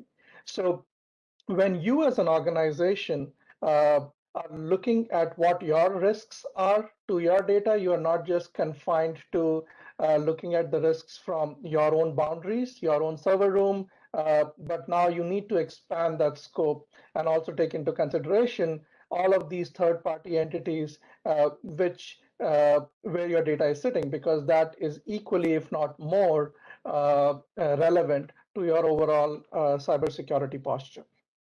And while we've seen a lot of development in terms of standards that are available in the industry for you to be able to strike that balance of being able to leverage third parties and outsourcing companies for your day-to-day business operations, as well as figure out what that right level of security monitoring would be, the adoption is still lacking, right? I don't think the market is matured enough where they've started leveraging a lot of those tools to the extent possible. So if you're an organization and you are in that situation where you want to try and make sure that you have a holistic approach towards your cybersecurity program, then third-party risk definitely has to be a very key component of that, right? Just because you're outsourcing a business process doesn't mean you're outsourcing the risk. The risk still is yours. And a lot of times that is not just your data, that is data of your customers, which means your business and the reputation of your business is at risk if you're using a vendor who has not been vetted properly, where the due diligence process has not been performed. And more importantly, if you do not have a program in place to continuously monitor their cybersecurity posture, right? So I'll give you a few examples, especially and it is a lot of times it is driven by geographies, right, where you are based out of, because different frameworks and different standards have a higher level of adoption in different geographies. So what do we mean by that? Let's assume you are in the US marketplace. The nature of the US marketplace is such that today, if you want to be a service provider, if you're providing any sort of an outsourced service to a Fortune 500, a Fortune 50 company in US, their vendor management folks would say, hey, how are you making sure that my data is secure? Do you have a SOC 2 audit that is performed on an annual basis? And you need to do that, and you need to provide me a report. So that is a tool that is available in the toolbox for organizations to make sure that even though they are parting with the data, that the data stays secure when a third party is involved in the process. SOC 2 is a standard that has been promulgated by the AICPA. Similarly, if you go in Europe, you would see a greater adoption of ISO 27001 as a standard. So organizations and their vendor management folks would leverage a standard like ISO 27001 and would want to make sure that anybody who's providing services to them has policies, procedures, some sort of a certification that they go through annually to demonstrate the maturity of their security. So there are these standards available. This is pretty much where I spend a lot of my time with. I have a lot of experience working with organizations, helping them navigate through and getting compliant to a lot of these standards, and they focus on all aspects of security. If somebody as an organization is looking at adopting a standard in order to figure out and check their cyber security maturity, a freely available standard these days is the NIST cybersecurity framework. It's a very detailed standard available. It provides areas of focus that organizations should look at, right? Basically, hey, you need to know where your crown jewels are. What are you doing today to protect those crown jewels, right? And how would you know if somebody gets into your system, what kind of detection mechanism you have? How would you respond if such an event happens? And then how would you recover from that event, right? So it has to be a holistic approach. It's not just about, hey, I have a firewall in place so I can sleep well at night, because, as they say, nobody is 100% secure in today's day and age. So you need to make sure that you have tools to address each and every aspect of that space. So with that, I'll come back to you, Atul, and I'm looking forward to some interesting discussions and questions that might come out of our panel today. Phenomenal. Thank you, Anurag. You brought in great points, and I think one of the elements which you talked quite extensively is the risks which come in because of the ecosystem in which we operate. And irrespective of what industry we represent, what size of organization we are, we don't realize survival without ecosystem is not feasible. And that ecosystem, knowingly or unknowingly, is bringing in a huge element of cyber risk as well, which needs to be assessed. So great points, Anurag. And standards obviously bring in a way for us to operate and trust each other. And they become the vehicles of the trust, which in this digital world is becoming more and more important to be talked upon. And trust gets me onto one of the thoughts which really cyber world is saying the way the world has moved ahead with pandemic, cyber world is also moving in the direction of saying, don't trust anyone, the common principle of zero trust coming in. But this world cannot operate, as you highlighted, Anurag. We all are operating in an ecosystem. So there has to be those ways to build upon trust, and standards and various regulatory frameworks which are available today play a big role, whether it's a SOC 2, as you called out, AICPA standard, which is available, which helps organization to demonstrate the diligence which they have put across in building that cybersecurity controls environment with the extent to their customers, is a great way to demonstrate and build upon the trust network. Similarly, whether it's ISO or it's a NIST CSF and so on and so forth, or PCI, which are more industry specific, or a HIPAA and so on and so forth, which are there. So great points. Thank you, Anurag. And, it's great to have you at this hour in coming in from the East Coast. We really appreciate you joining in. That's one of the beauties of everything going virtual. We can dip into the talent wherever or whichever part of the world they are sitting. It's great to hear your thoughts, Anurag. Let me go around. I know we will start getting into that place where we will get time checks. So before we get there, let's at least get another set of views from all the panel members, and see if there are questions which are coming through which we can pick up on. So let me go back and have, go to Colonel Inderjeet Singh. Sir, you brought in great thoughts in terms of how the entire threat environment has changed. You talked on life sciences, you talked on cyber warfare, you talked on Russia, Ukraine. I think it will be great for audience which is listening upon also to hear from you. What are some of those mechanisms which can be dealt upon in today's world? We just heard Anurag talking upon saying it's no longer just a firewall, which is good enough from a cybersecurity perspective. It will be great to hear your thoughts, Colonel Inderjeet. So with a pinch of salt, I will always say the firewall is always hacked. So it's just a piece of software, right? So that's what it's, nothing more than that. So coming to, while the threat landscape has changed, so while we have the standards, we have the other, devices and endpoint, EDRs, XDRs, SOC, SOAR coming up. But something which is very important, which all industry, all SMEs have to look into, large and small. One is the threat intelligence of their networks. That is very important right now. Knowing what IPs are, compromised, what emails are compromised, what data is flowing around in the different network, in the dark web, where it is going. So threat intelligence feeds are pretty important for any company. Second is your phishing sites. Whether it's your banking, whether it's a large company, they all have a challenge of phishing, right? And those phishing sites keep coming and they fleece people, they take the credentials, steal the data, move out. Bringing down those phishing sites is very, very important. So anti-phishing solutions. I'm looking at outside inwards. So that's the kind of solutions that I'm just telling. So anti-phishing solutions are very important. Then is your incident response, right? While we talk of the red team, blue team, but the incident response in case of any cyber attack. Say, for example, you have been hit by a ransomware attack. How are you going to really mitigate it?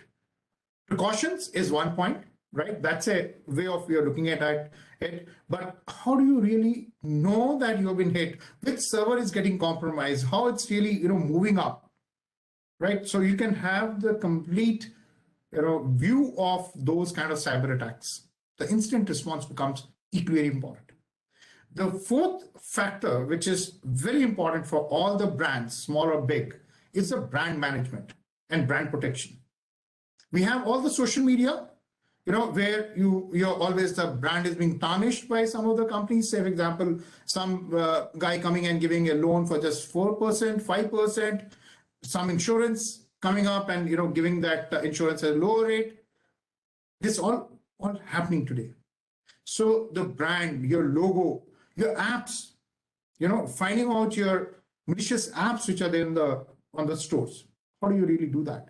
So these are the mitigation strategies or the solutions which all companies need to look into right now. I'm not talking of the EDR, XDRs, but at the higher level, this is the most important for safeguarding your company, because brand is important, your network's important, your email compromises are important.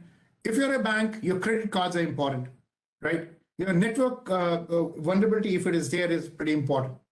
Okay, so those are the kind of things, right? So threat intelligence and attribution becomes the most important point of it. I'll just hand over to you, back to you. Thank you. Yeah, and I think you made some great points, and as I had requested, saying some of the simple ones. So you brought in an outside-in viewpoint, while there is a lot what can be done inside. But I just have a follow-up question before I move on. I want you to share with the audiences also how the role of Chief Cyber Officer, or what maybe industry calls across as CISOs, are changing at this point of time, given the entire threat landscape. And secondly, also, if you would like to touch upon saying many times security was not appropriately resourced upon, whether it was more from getting the right perspective from the senior leadership or getting across investment requirements. How's the needle shifting over there? That will be valuable for them. So very pertinent. And the role of CISO has changed courtesy the COVID, right? And earlier the CISOs were never part of the board meetings. Now they're all getting into the board meetings. The budgets are getting the priority for the security, because the top man of the company is equally vulnerable as the lowest person in the company, right? So the budgets are being allocated. The CISO's role is actually getting, a kind of bigger. Earlier, he was kind of under the CIO, working there. But now the CISO has a direct reporting to the directors, right? Working on that level where it's giving them, it's giving the empowerment to him for a bigger role, bigger thought process, and how it looks at it. And while I gave you the outside perspective of the security, the inside perspective, last 2 years have been a major game changer, right? While we always spoke of the firewalls and UTMs and IPS, IDS, we are moving more toward the DLPs now. We are trying to talk of the XDRs, newer technologies getting it, SOAR getting in.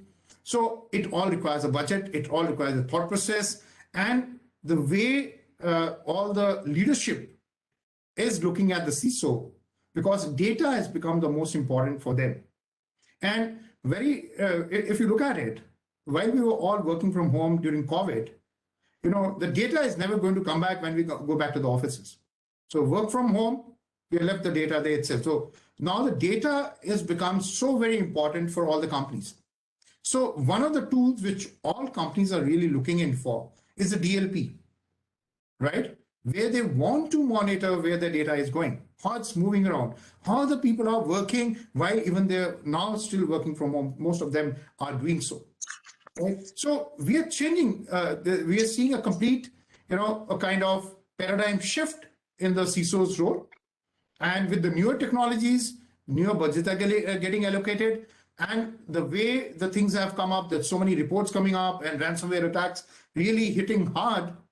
All companies want to be secure. And taking in case in point in India, where we saw, MobiKwik data going up, the other data was there, so many number of cases, Pine Labs, though everybody, said it's not my data because in .NET, I don't know why it's not my data.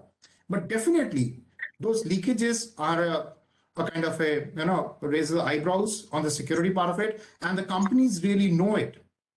And in Indian perspective, we're going to have the National Cybersecurity Strategy, which is going to come 2022, most probably. We're going to see that the light of the day.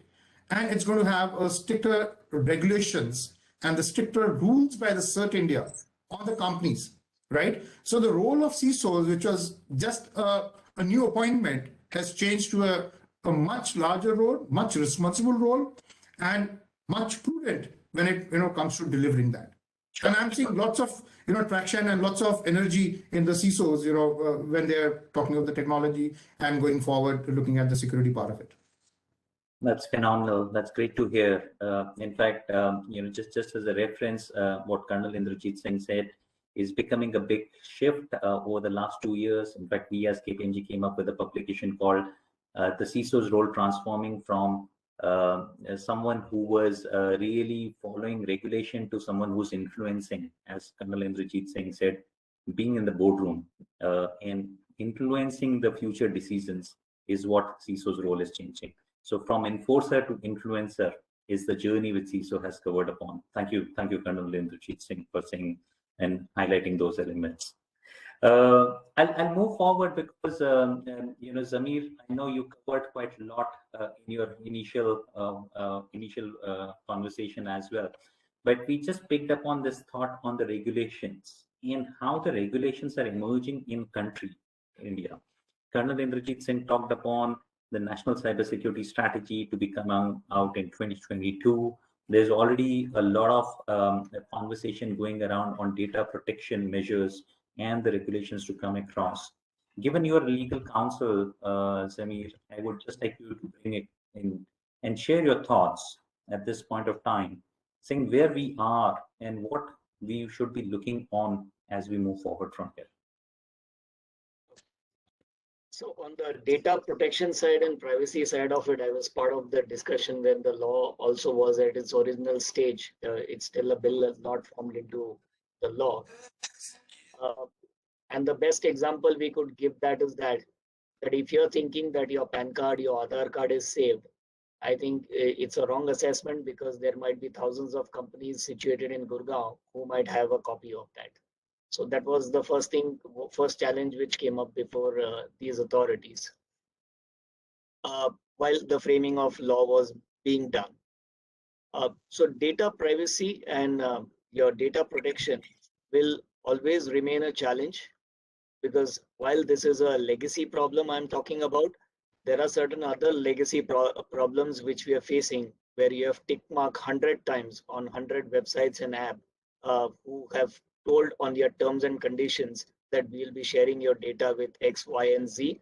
Facebook, Cambridge Analytica is the best example of that. So on the data privacy and data protection, this is the issue we face. But from the perspective what GDPR was enforcing is that the consent of the data provider will be required if it is used for a particular purpose. I think that's the critical point of it. We are seeing that this data protection bill has not become a law because there has been a lot of lobbying negotiations which have been going on, especially by some business councils of the countries. But I think user approval for the purposes for which it is to be used will be a critical. GDPR was bold enough to do that, and I think we should keep that in mind. Otherwise, Cambridge Analytica and Facebook would just be one of the examples in a million. Number three is that while we are today on the subject of cyber threats and cyber security, I think there are plenty of examples which are available, and therefore trend analysis is also important for us to assess. Now, if you see from last couple of years, we have been seeing a lot of ransom attacks which have been happening. So even the World Health Organization in 2020, when we have their 25,000 email addresses and password which was stolen, ransom was paid by California University of about 1.14 million because of the leading medical research company was negotiating this ransom amount because of the encrypted information which was being leaked out. We have examples of about Cognizant Technology Solutions, which was hit by Maze ransom cyber attack. We have another examples of MGM Resort, which lost about 10.6 million user data, and there was a call for ransom. We have numerously heard about the experiences of SBA of several countries now escalating the issue of Pegasus, because which is a surveillance software which was created by Enoso Group, Israel, where even your iPhone and Android systems are exposed to that particular software. In 2021, in fact, FBI and the US security agencies have also made a statement exposing a spear phishing campaign, which was done by Chinese state-sponsored hackers between 2011 and 12, mostly targeting your oil and natural gas pipelines. So with this, what we do as a trend in a company is basically to focus on the trends, and I think imbibe these 4 critical measurements in your system. Number 2, always have a threat detection tool. It's a 24/7. I think so. When you distinguish today, when you talk about fire and wall, so it's more a fire and detection tool always has to be upright. Crowdsource attack simulation or vulnerability test tools are to be now put in, because a lot of crowdsourced attacks are now being encompassed. Point solutions for device management. You have today hundreds of devices which are being used. It's not only your laptop, mobile, etc. Every kind of device, your data servers or any of the devices which are in place, point solution for data for your cyber security protection have to be there, and create an individual cyber defense as a system, as a mechanism, as a security operations. What you have, for example, you have such security operations teams in Verizon and AT&T, which still provides preventive measures. So these are, I think, the fundamental examples I could relate, from data privacy to the examples of cybersecurity incidences which have happened, and the kind of digital infrastructure you should put in place to be on the right side of the fundamentals. Thank you so much, Samir, in sharing those perspectives. I think you covered the width and the breadth, I must say. You covered multiple eras when I look from a cyber world perspective, because the pace of the change is so fast at this moment. But it gave a great insight. And I, as I was mentioning short while ago, we will get into the time check zone. So I'm already getting into time check zone. So I'll not repeat on what you said, but I think you made some great points. The only one additional element which I picked upon, and maybe you did not call out specifically for audience benefit, is this is an area where things will constantly evolve and regulations will always keep on catching up. You talked on data privacy, where it is at this moment and how it needs to be considered upon. But yeah, there's no one big solution around this. It will constantly keep on evolving. But thank you so much for making those points. Okay, quick one, Anurag. I know we are getting into the last couple of minutes of this entire discussion point. Anything which you want to leave with the audience? You covered quite a lot. You brought upon the ecosystem perspective right up ahead. Anything which you feel that the audiences who are listening to us should be starting to follow it upon immediately possibly today or tomorrow? Sure. I think there are a couple of things that I would like to share, and it won't take more than a few minutes. So while we talked a lot about technology, I want to bring the focus back to the element, right? When we look at security, you are as secure as your weakest link. And believe it or not, if you look at cybersecurity threat landscape, the weakest link is not technology. The weakest link is the human element in it.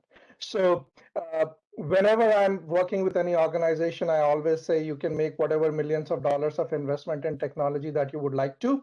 Make sure you are making sufficient investment in trying to strengthening your human firewall.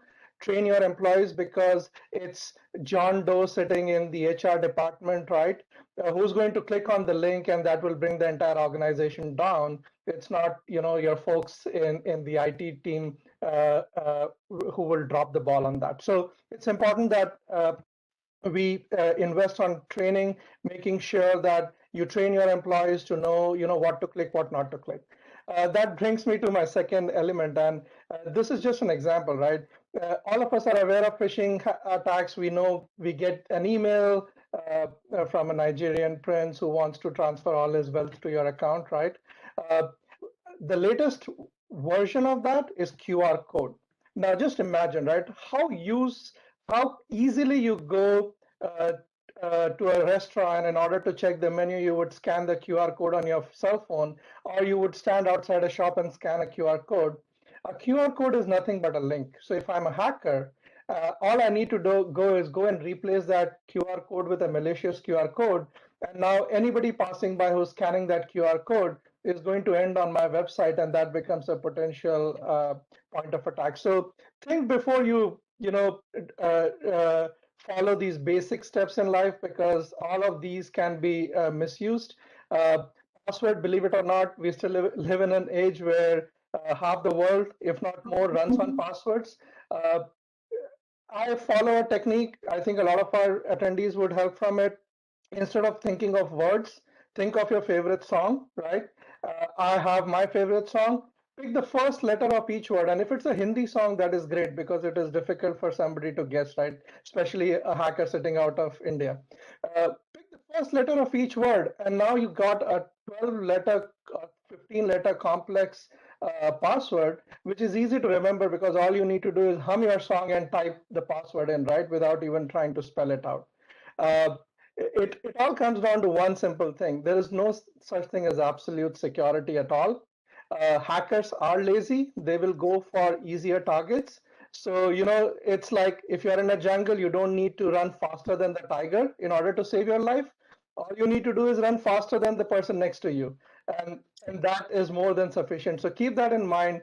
These small tips can help you improve your security and your organization's security, and would go a long way in improving your posture. Thanks, Atul. Thank you. Thank you, Anurag. Some very, very practical points, I must admit. They may sound very simple, but not being followed upon. So thank you for making those points.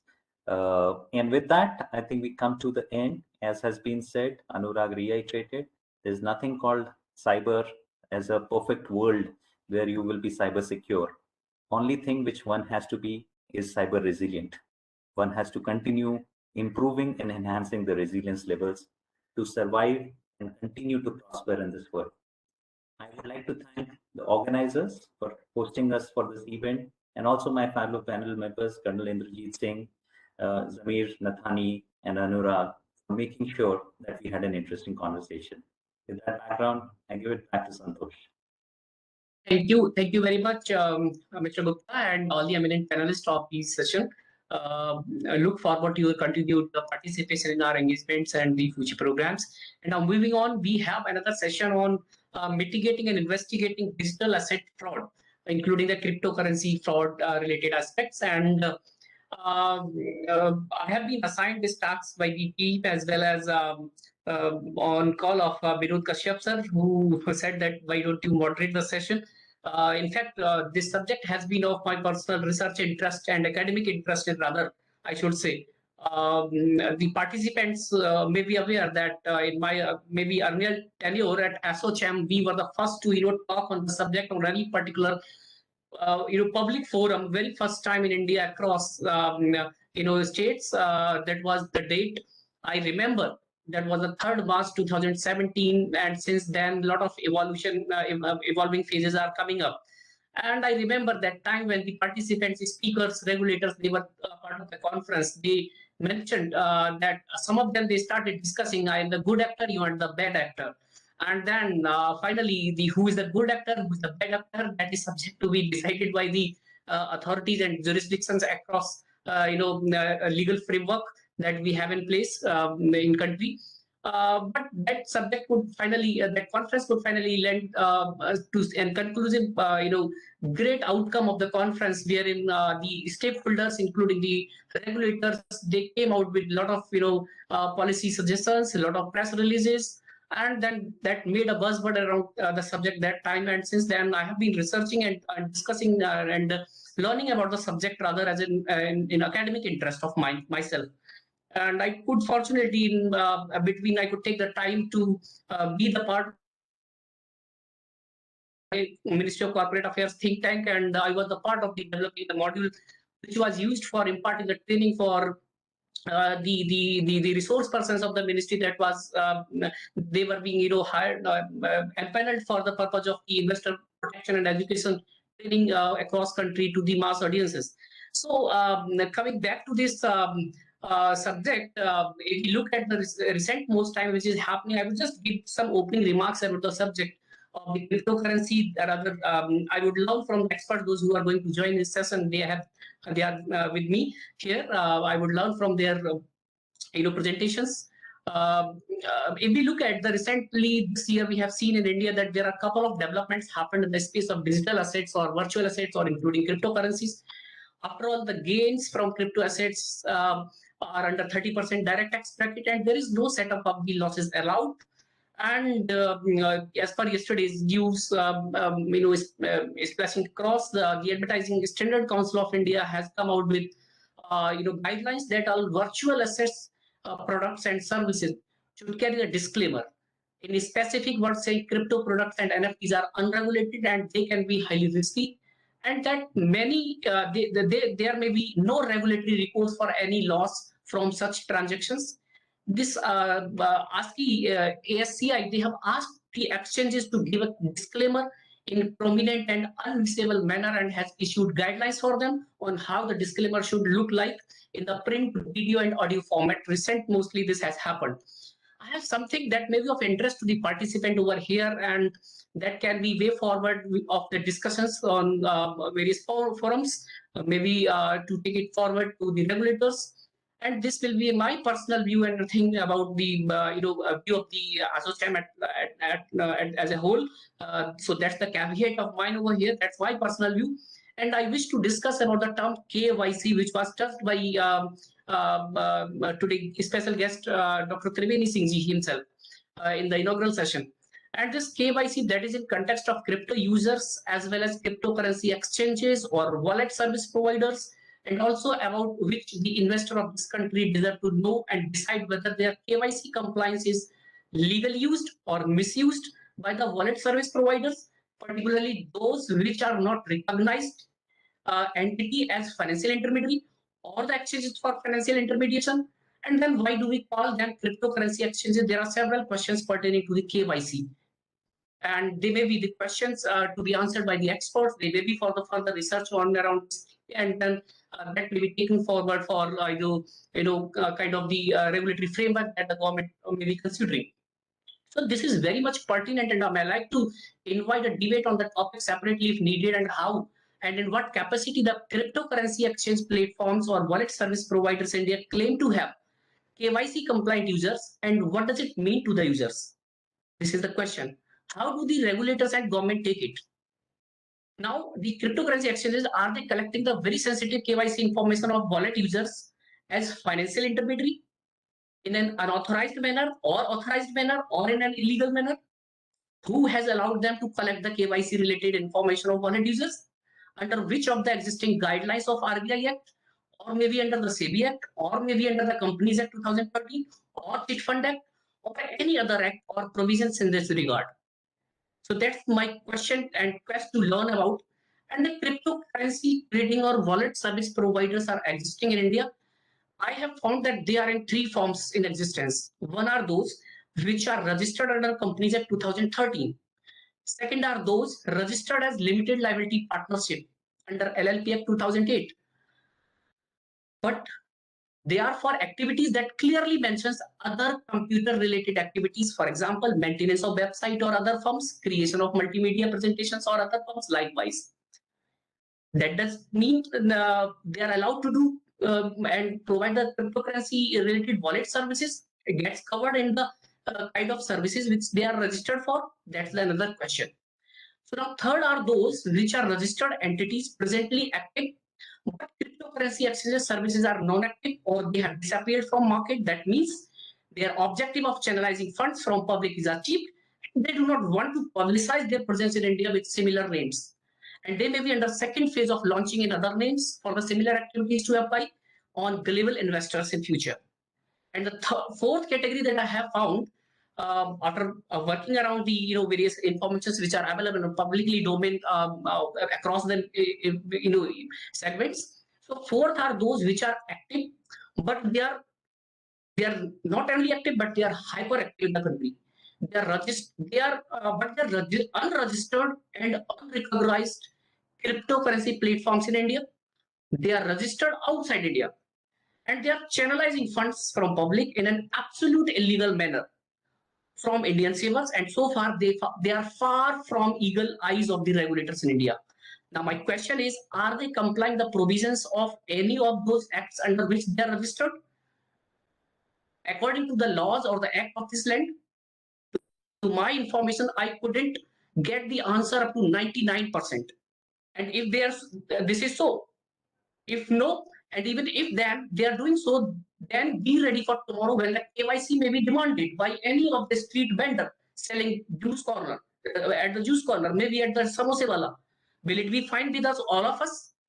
Will the regulators not be looking at this perspective? Who is demanding the KYC for what particular purposes? Is it going to be used in a positive manner? Is it okay? Then fine. Otherwise, there are the questions to be looked at. As the users of crypto wallets should understand how critical it could be for themselves if they provide such sensitive information to someone who is not authorized for it. By the time when the data privacy law comes in effect and the public at large is educated about their rights, do's and don'ts, the crypto exchange players would have done their game over, partially at least over, in a manner which will impact lakhs of people in the future in the country. I might read that amid something which is not legal or illegal, this may be called not legal or not regulated. Interestingly, the KYC is being complied by the crypto wallet users at the hands of those who are not themselves compliant to the law for which they are registered to a certain extent, or some of them they are not registered as an entity in India in any manner whatsoever, for which they can be penalized under relevant provisions of the related act, even if the regulatory authorities give an eye over it.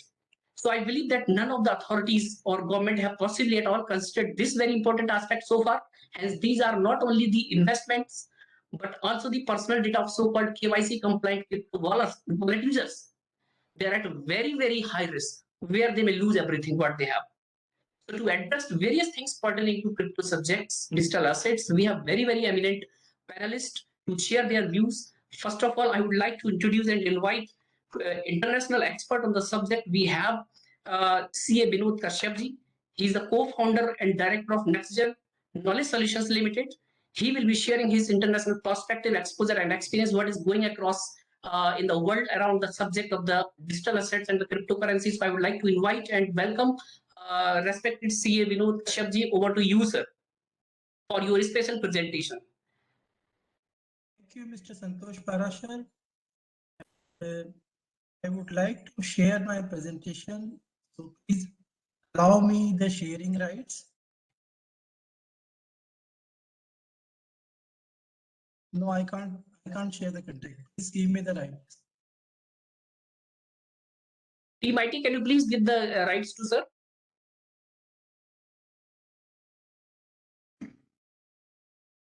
In the meanwhile, some of the questions which you have raised during your introductory talk, I can try to address some of them.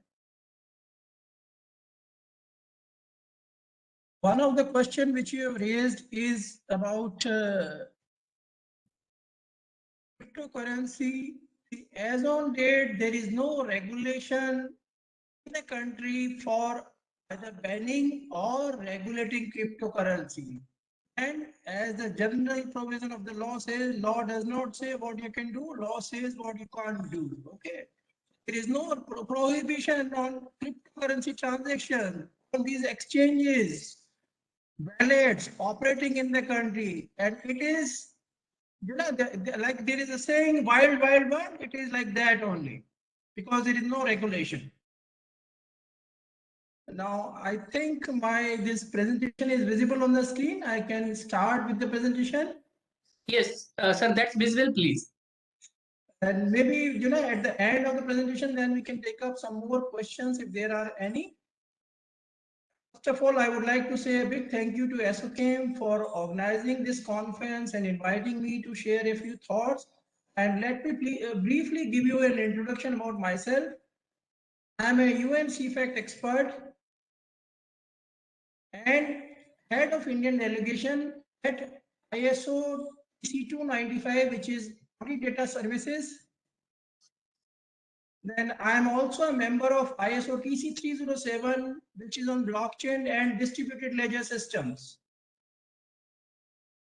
And I have the honor to be the first and the only chartered accountant in the history of ICI to speak at some of the international conferences, which include Annual Conference of American Accounting Association, then plenary meeting of a technical committee of ISO, and third is World Continuous Auditing and Reporting Symposium. I have spoken twice at CARS and twice at ISO plenary meetings. Now, continuing with the presentation, this session is dedicated to digital assets fraud. Most of the people will confuse digital assets with crypto assets. All crypto assets are digital assets, but all digital assets are not crypto assets. So I have tried to put authentic definition of digital asset. Digital asset given by Gartner, digital asset is stored digitally and uniquely identifiable, which organization can use to realize value. For example of digital assets will include like documents, audio, video, logo, slide versions, spreadsheet, and websites also. Now coming to crypto asset is a typical digital asset. It is part of a broad category of digital assets which utilizes cryptography, peer-to-peer networking, and a public ledger to regulate the creation of new units, verify transactions without the intervention of any middleman or intermediary. Now my presentation is focused on crypto assets. Old age frauds, which used to happen earlier or a decade ago, also have taken a new shape in the form of crypto assets. This is what I'll try to discuss in my presentation in next few slides. Now, crypto assets can broadly be classified into 4 categories. The first is cryptocurrency, and most of the people relate crypto assets with cryptocurrency. Cryptocurrencies are digital tokens or coins which are based on blockchain technology. For example, Bitcoin, Ethereum, Litecoin, Dogecoin, etc. Then second category is asset-based token. Asset-based tokens are digital tokens which are also based on blockchain technology, which derives its value from something which does not exist on the blockchain, but instead it represents the ownership of a physical asset. For example, gold or oil or any other precious commodity. Then third category is utility token. Utility tokens are also digital tokens which are based on blockchain technology, which provides user with the right to access a product or services and derive the value from that. And the last category is security tokens. Security tokens are digital tokens which are based on blockchain technology and are very similar in the nature of traditional securities like shares, stocks, etc. Now, all these crypto assets use blockchain technologies. So key elements of blockchain are present in all these. These 5 key elements identified by Gartner are: one is encryption, second is immutability, third is distribution, fourth is decentralization, and the fifth is tokenization. Complete blockchain incorporates all 5 of these elements to authenticate users, validate transactions, and record that information to the ledger in a way that cannot be corrupted or manipulated by a single participant, or it cannot be changed after the fact. Now, there are many kinds of crypto assets fraud which are happening today around the world. I have tried to incorporate some of the more popular or common fraud. There are some more frauds which happen in crypto assets category, but due to limitation of time, I have not been able to cover them. I will try to briefly touch upon frauds which relate to money laundering. Money laundering is very common. Changing black money into white money, and fake mobile apps which tricks victims into watching some ads or paying for subscription services. CryptoRom is the latest fraud in the series of crypto assets fraud. It is a scam operation that uses a combination of romance-centered social engineering and fraudulent financial applications and websites. Stolen funds are very common. They are the result of security breaches within the system, which hackers exploit. Self-hosted wallets allow individuals to engage in crypto transactions on a peer-to-peer basis without involving any intermediary. And they present a different kind of risk, which include money laundering, terror financing, and even revenue frauds. NFT was the buzzword of 2021. But NFT is not free from any frauds. Like, some of the common frauds which are happening in NFT include wash trading, fake collections, money laundering. Then DeFi is also, buzzword in crypto world, decentralized finance. Many of the market level manipulations, revenue frauds are common to DeFi. Now, in next couple of slides, I'll try to briefly cover one by one these frauds. The total value of cryptocurrency laundered during the year 2017 to 2021. These figures I have tried to compile in the form of a graph. The source is Chainalysis report.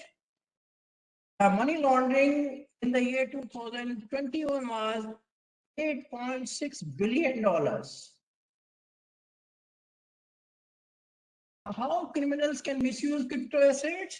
They can use it for raising funds through illegal activities by selling illegal goods or services in return of crypto assets, convert their ill-gotten money or crime money into crypto assets into fiat currencies. Fiat currencies mean normal currencies, our currency notes. A well-organized syndicated scam operation which uses combination of romance-centered social engineering and fraudulent financial applications and websites. Crypto-based transaction can generally be followed with blockchain analytics. However, there may not be any link between the transaction and a given individual when conducted outside of a regulatory parameter.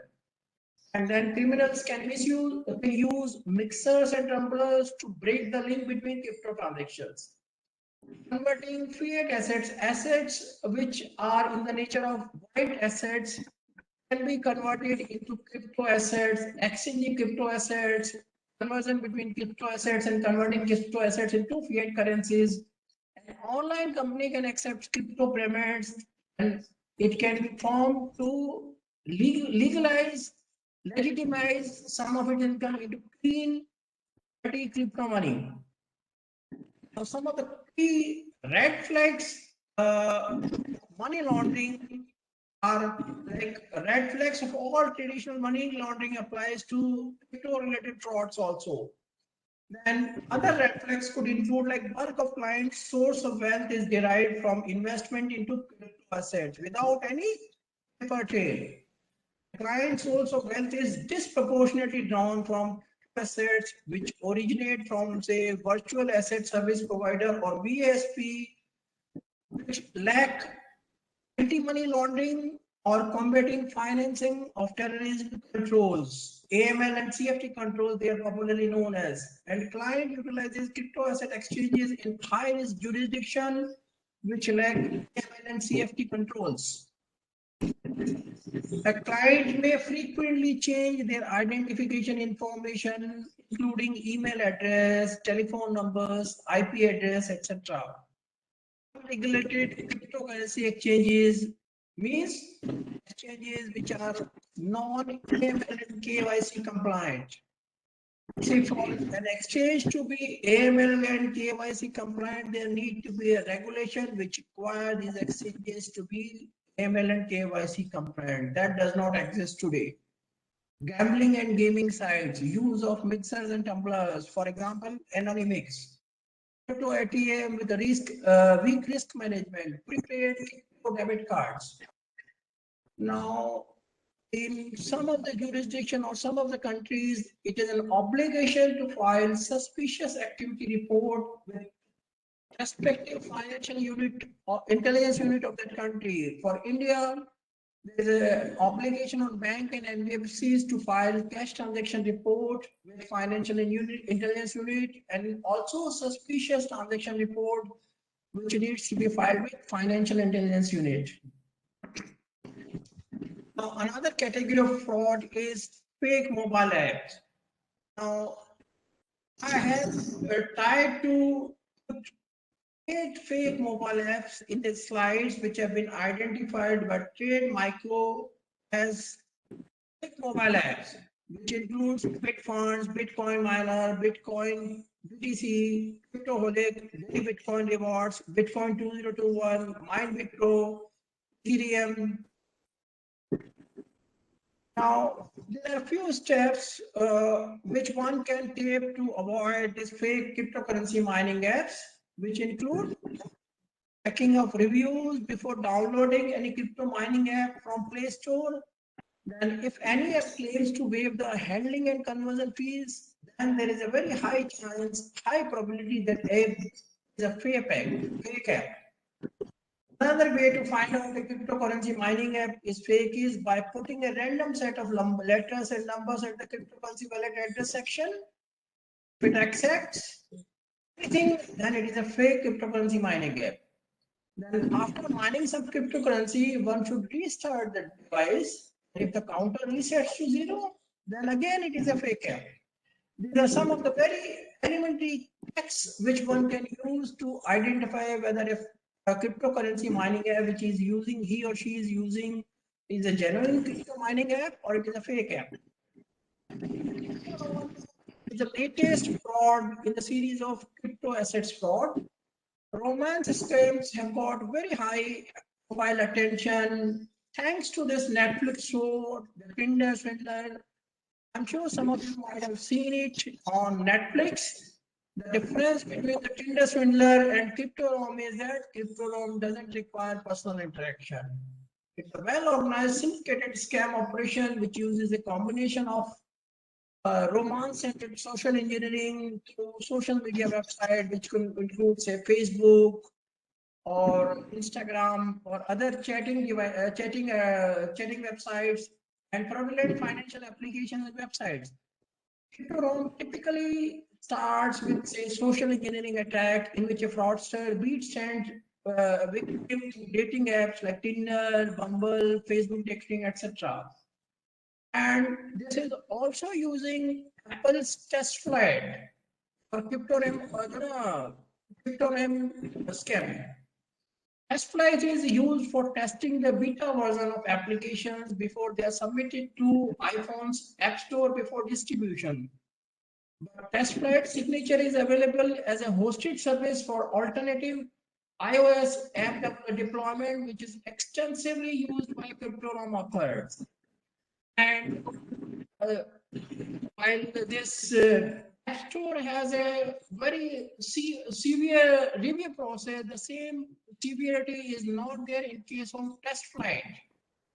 TF signature is preferred by malicious app developers since the review process is less stringent than App Store review. Stolen funds is another common fraud. Now, in this graph, you can see the total value of stolen funds, which was in 2021, there were about 250 plus crypto thefts, which were more than $3 billion, exactly $3.2 billion. And this was 6 times the amount stolen in 2020. So this is on the rise, and we are waiting for the figures for 2021 has already come. So we are waiting what will happen in 2022. Now, cryptocurrency thefts have largely been the result of security breaches in which the hackers gain access to victims' private keys. I'm sure you will be aware of that cryptocurrency wallets is controlled by the private keys, which users get through, say, phishing, keylogging, social engineering, or using some other tactics. More than $3 billion were stolen in 2021 as debit theft. It increased by 1,330%. These are all authentic figures I'm quoting from Chain Analysis report. Self-hosted wallets present another fraud. Self-hosted wallets allow individuals to engage in cryptocurrency transactions on peer-to-peer basis, individual basis, and which create potential for unacceptable money laundering, terrorist financing risk, etc. And then also has a potential for frauds, because in India, the government has tried to put a tax on exchange transactions which are routed through exchange. The transactions which are conducted on a peer-to-peer basis, they will sometimes be out of the net because government will not get any information on this. They will get information in the form of TDS returns from exchanges. Self-hosted wallets, since they conduct transaction on a peer-to-peer basis, their information will not go to the tax authorities. Now, another category of crypto asset fraud is non-fungible tokens. Non-fungible tokens are a special grade of digital assets. Every single token or item is unique. It has different characteristics. NFTs cannot be interchanged or replaced with identical tokens. It has uniqueness, interoperability, programmability, rarity, invisible, and traceability. These are the key characteristics, 6 key characteristics or NFTs. I'll not go more into detail of this because this will take more time to explain about. I'll move on to NFT related frauds. Now, most common fraud in NFT today is wash trading. Wash trading means as executing the transaction between each image the seller is on both the sides of the trade in order to paint a misleading picture of an asset's value and its liquidity. Now here on the screen you can see the NFT sellers by number of sales to self-financing address during 2021. Seller number 1 has conducted about 830 transactions. The last one, 24, seller number 24 has conducted 119 transactions. I'll try to explain this in further slides. Now, seller number 1, which has the highest number of NFT wash trading transactions, over 800, has made sales to an address which was financed by him only. Etherscan screenshot shows a transaction in with the seller using the address beginning with 0x828 sold an NFT to the address beginning 0x084 for 0.4 Ethereum via NFT marketplace. Now, this slide will explain how the wash trading is conducted. Now here you can see seller number 1, 0x828 selling an item through NFT marketplace to self-financed address, which is 0x828. Now, what he does is he will sell it through NFT marketplace, but because the buyer needs to make payment to NFT marketplace, so before the buyer makes the payment, he transfers 0.45 Ethereum to his self-financed address. Out of this 0.45 ETH, the buyer paid 0.40 ETH to NFT marketplace, and then NFT marketplace returned it to seller one. This is how this transaction is conducted. It is very similar to the stock market operation which is conducted, and it is, they are also like self-finance or circular trading. I'm sure most of you will be aware of circular trading or stock market price manipulation tricks like this. Another common fraud which is happening on NFT is fake collection. We have news in media. Media also highlights such news that such and such artifact sold for $10 million, $20 million. People say that NFTs are digital assets that are provable, and public trustworthy ownership of digital assets which can be freely bought, sold, traded with no concerns and no intermediaries. But that may be the potential, but that is not the reality. While NFT may be a digital assets, objects we presume of as the NFT. For example, collectible art is not on the blockchain. The NFT itself is just a record controlled by a private key that in some way is associated with a digital, physical, or intangible asset. OpenSea, which is a leading NFT marketplace, has noted that 80% of the items created with the NFT, with its NFTs mining tool, were fake collections and spams. Now, these are some of the media reports which show a real picture of NFTs sales. NFT they bought from the crypto rapper disappeared now. They want refund. Evidence is piling up that a huge number of NFT sales are fake. This was published in the Byte. Then the World Media report, the counterfeit NFT problem is only getting worse. Decentralization and anonymity do not come with only advantages, but also comes with some drawbacks. Another popular name in crypto world is DeFi, decentralized finance system. Now in this slide, I have tried to explain a little bit about decentralized finance system or DeFi, then how the market mechanism works and provides opportunities of making money in the form of, say, arbitration, arbitrage, liquidation, governance, security deposit. But then there are very common market price manipulation which happen or which are happening in DeFi system today, which include front running, back running, pump and dump, wash trading, market cornering, etc. These are common frauds which are happening in DeFi system. Apart from stolen funds, which I have discussed earlier. Now, crypto lending and staking is another potential area for revenue fraud. Pseudonymous nature of crypto assets along with the lack of regulation would mean that it is a high risk activity so far as the lender of crypto asset is concerned, since the lender and borrower might deliberately agree for a default of loan. DeFi lending platform facilitate lending between unconnected lenders and borrowers. Now, if we talk about situation in India, the Finance Bill 2022 has proposed a tax on any income from transfer of virtual digital assets.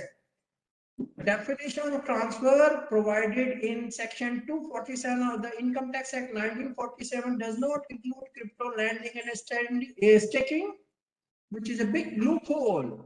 Now, this is not something which is present in India. It is a global scenario, and HMRC of UK has taken a lead in plugging this loophole. They have come out with the guidance in February 2022, and they have crypto lending and staking also. may I request to please be considerate of the time, as we have 2 more speakers in the session. So just requesting for your time, please. Please. Sure. I just in next 5 minutes, I'll just conclude. And coming to mitigating the risk of crypto assets fraud, I have identified 6 broad areas, which include: one is regulatory framework, second is regulatory authority, third is independent audit, fourth is international standard, fifth is internal control, and last is monitoring and supervision. Regulatory framework, UAE is the first to regulate the business of crypto asset. Then in US, an executive order has been passed to ensure responsible development of digital assets. Regulatory authorities are needed to oversee and enforce regulations to govern the business of crypto assets. I'll not go into much detail these which are covered in the slides. I'll just briefly walk through. Independent audit of technology of crypto token platforms is very much required, because these are platforms where technology play a major role in governance. So this needs to be audited. Standards play a major role in organizing any industry or business. ISO has published these standards on blockchain and DLT system, which can be used. Then internal controls within the blockchain are important. Also has published a document, blockchain and internal control, which uses the COSO 2013 framework, which can be used. Monitoring and supervision on a regular basis is required to protect consumer and financial products and services.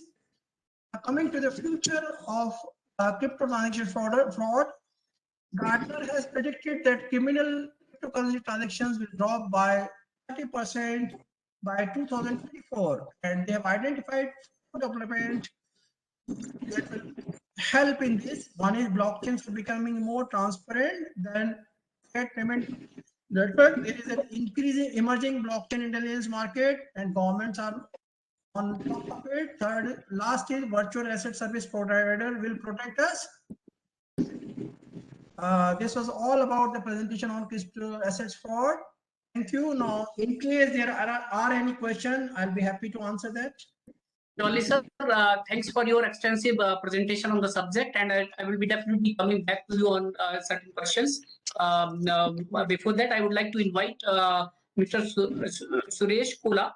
He's the head IT and operations with Care Insurance. Mr. Suresh, you would like to please address us in the opening remarks, and then we will be having a few questions for you related to insurance sector, and how do you take the insurance, how the insurance industry reacts to the blockchain, as well as the crypto things which are happening across the various segments. So over to you, and I invite you, Mr. Kola, please. Sure. Thanks, Mr. Santosh.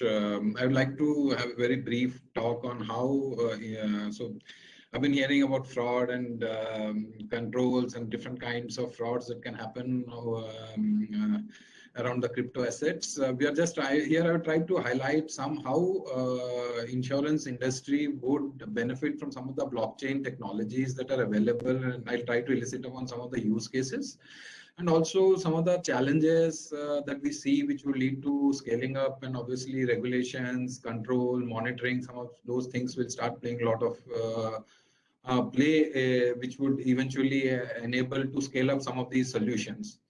I would like to take an example, like suppose if today I as a consumer want to take an insurance policy and approach to a company, and the company asks me to do a medical test. Today I do the medical test, and because of some adverse findings, I don't get a policy. Now I reach out to a company B.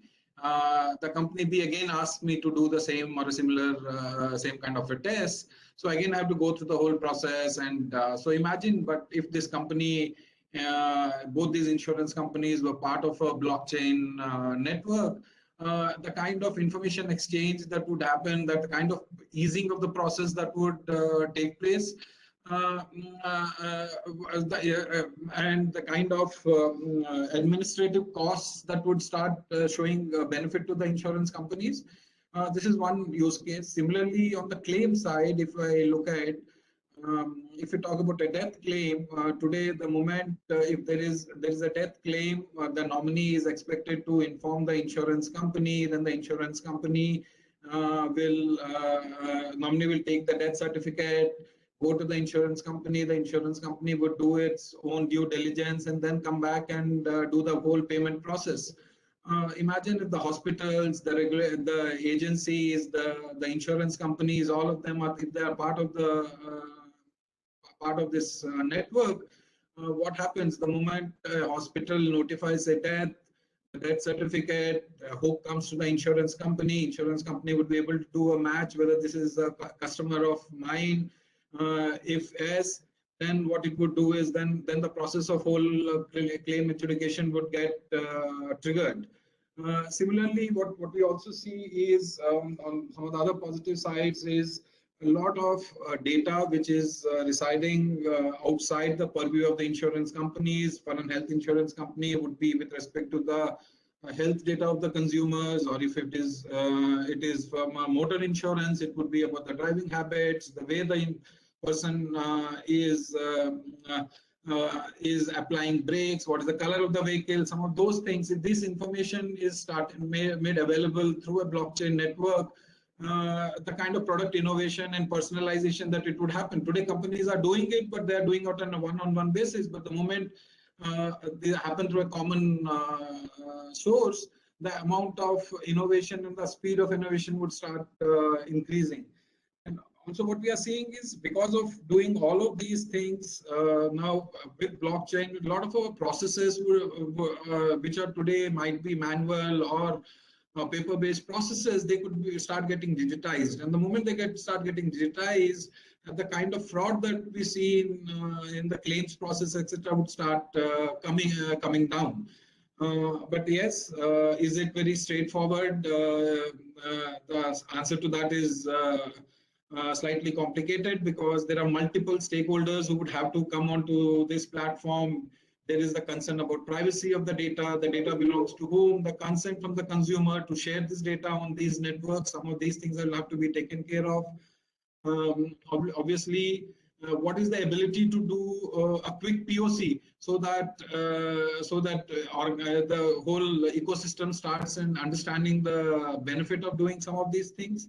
Regulations also play a very strong role, because these are frameworks, and if we want any frameworks to start taking advantages of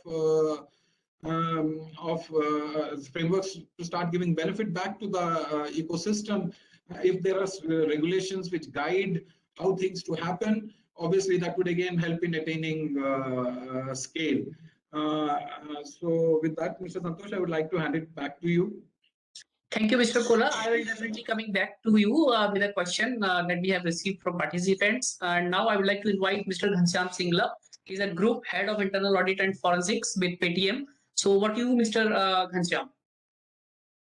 Thank you, Santoshji, for inviting me. And thank you all my panel fellow members to talk about on this topic.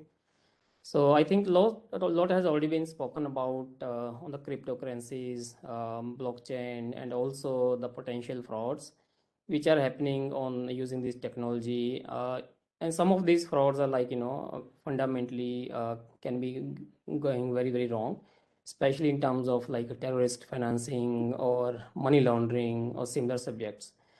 And that could be one reason, so all the regulators are going very, very slow on reviewing and regulating blockchain or cryptocurrencies as a kind of approved measure of doing the transfers or the payments.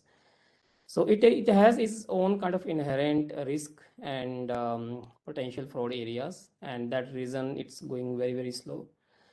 In the recent study, so on the like awareness, how many people are aware of how this digital currency operate, how this blockchain technology operates, how these cryptocurrencies operate. Surprisingly, only 12% of the kind of participated audience, so they were kind of have some knowledge or awareness on the use of blockchain technology and the cryptocurrencies. Most of them, like, were not very much aware, or they had like very like small kind of information about these kind of emerging technologies. So that's the level, how we understand, and that is the reason it's not a kind of very widely adopted across various nations, including India. So on the like valuation, so a report came out like by end of 2021. So blockchain technology, I'm not talking about cryptocurrency, but on the blockchain, it's already like crossed near kind of a 6 billion of the valuation, USD 6 billion of the valuation in 2021. And this valuation is likely to get increased to 34 billions in 2026, which is like 4 or 5 years from now. And then maybe it has a CAGR of roughly 85 to 88%, kind of a growth rate till the time of 2030. So that is, a kind of landscape. Despite that, it has a kind of a regulatory, limitations. The regulator don't want to touch it. They don't want to regulate it. But still, despite the fact, industry is still growing. So it means there are kind of a certain kind of a set of people who have a confidence in this technology, and that could be a reason it's growing at such a rapid speed. So Vinod Kashyapji already touched upon how this blockchain worked. So traditionally, we have kind of used to implement controls like, kind of segregation of duties, like one person is maker and second person is checker before approving any transaction, doing a record reconciliation at every month or weekly basis to ensure what has been booked has actually been kind of paid. There's no kind of overbooking or under or overpayments. Then displaying the data to all the respective stakeholders. So blockchain is also like a very similar concept. It's not way too different, So if you talk about sharing the data, so blockchain is, we all know now by after this presentation, it's operated by a private set of group of people, right?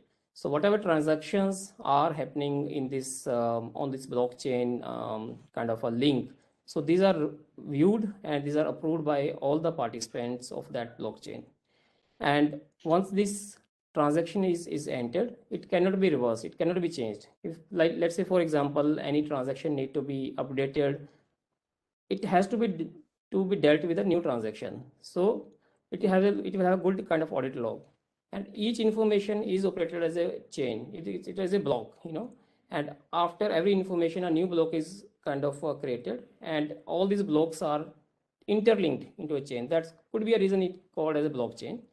It's difficult to, kind of, if any of the person in that entire chain or outside that chain try to kind of, change that information or want to do kind of, transaction which is not legitimate or which is not authorized, immediately it can be, picked by all the participants that, okay, this is something is not right. Blockchain has also kind of, enabled providing fast information and more accurate information across its kind of user groups. And because business nowadays works on data, right?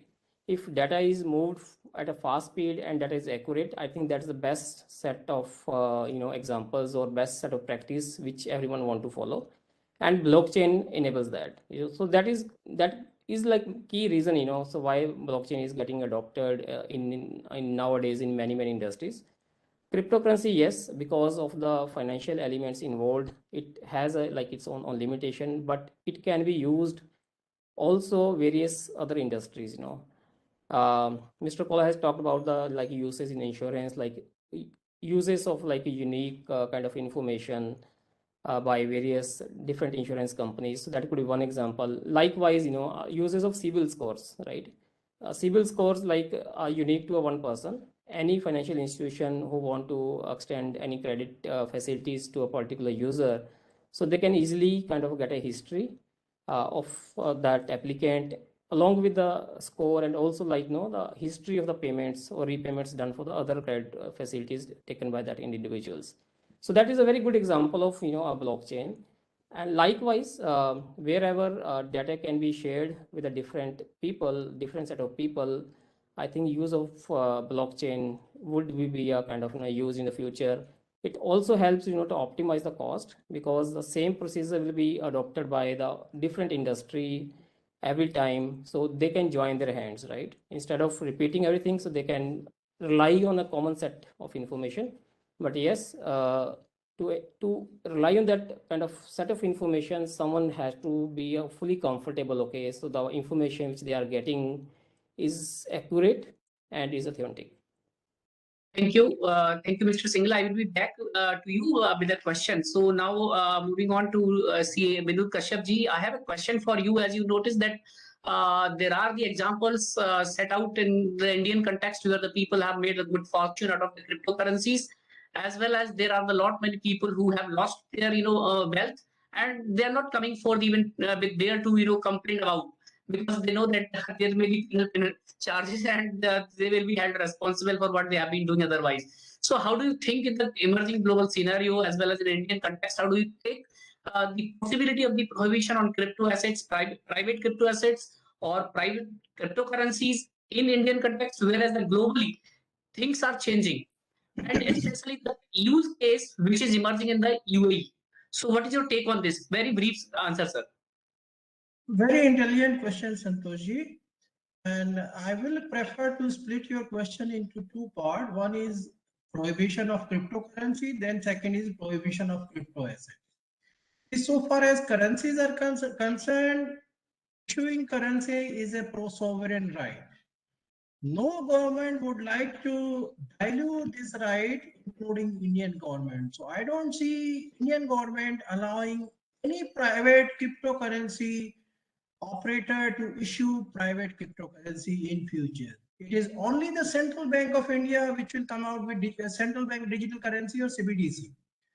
Second is prohibition of on crypto assets. Now, crypto assets, yes, globally, like as I have discussed, UAE is the first to take the lead in regulating the business of crypto asset. Then US has also issued an executive order. US President Biden has issued an executive order.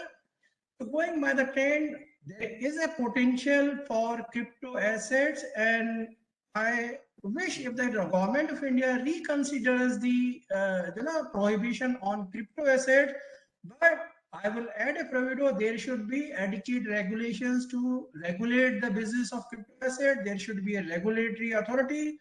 Like UAE has set up virtual assets regulatory authority. There should be a separate regulatory authority. It should not be a wild field for the operators only making the money. Now, some of the frauds which I have not discussed, they include they take the investors for a ride. This is why the regulation is needed. If regulation is needed, if blockchain is implemented with its 5 full element, yes, there is a potential for business of crypto asset. I think that answers your question. In case there are more questions, I'll be happy to answer them. Thank you. Thank you, Kashyap ji. Now moving on, I have a question to Mr. Kula Suresh. The question is, what are some of the challenges to attain scale in blockchain adoption? What do you think about? I think, see, since it's such a large multi-stakeholder engagement that we are looking at, I think obviously there, and like what Mr. Ghanshyam also talked about, the authenticity of the data, obviously there have to be regulations around it. I think privacy, how do we address privacy and how do we take the consent from the customer? So what is the right way of doing it so that the customer is also aware that his data will be available while he's giving to company X? It's also available for company Y. So how do we set some frameworks around there so that it becomes easier for the customer to go back? Obviously, knowledge. I think it's still at a very nascent stage. How do we make it very easy and simple for an end user to understand? I think that is from there that whole scale would start coming up. And obviously, the more regulations are put in place, I think things will start falling into place, and that is where we will start. Where companies will also start trusting to share data. I think so. All these things will have to fall in place, basically. Thank you so much, Suresh Kulasap, for your answer. And I have last question. for you, Mr. Ghanshyam Singlaji. The question is, what do you think that the use of blockchain for the fraud prevention is possible, given that one of the panelists in the other panel, he mentioned that now the blockchain, within the blockchain environment, there are the examples of hacking. So what would be your answer for that? Yeah, I think very good question, Santoshji. Blockchain, it has own benefits and also has its own limitations. So if this technology is implemented and adopted in the right manner, it can create a lot of benefit and the cost optimization. So most of the frauds are happened, because if someone is kind of misusing their authority and they can bypass through the system, right? Or if they are interacting with the public domain, so they can kind of get some kind of kickbacks or some kind of incentive of getting into that deal. So blockchain, for that example, so if let's very simple example, if we take, so if any contract is done by any one person, and detail of that contract is kind of displayed to all the participants, maybe 300, 400, 500 in the entire group. And everyone is reviewing that, whether that is at a kind of good market price, the dealer is good, the vendor is kind of reasonably has a reputation. So the person who's entering the deal, so he or she will kind of keep in mind, because this information will be reviewed by a number of people. If something goes wrong, so that deal can be a question mark. So it's purely depend upon how much good governance we kind of implement on all the day-to-day transactions. That's how a blockchain can come into a picture. So maybe it's not a kind of complete set of blockchain, but yes, using some of the principles of blockchain will definitely help us to implement kind of a proactive kind of proactive kind of fraud prevention, I would say, instead of doing it on a detective basis. Thank you very much, Ghanshyam Singlaji. Thank you, Vinod Kashyapji. Thank you, Mr. Suresh Pula, for making this session very interesting, enlightening, and for knowledge enriching of the participants. Now, moving on, there is the last session of this day.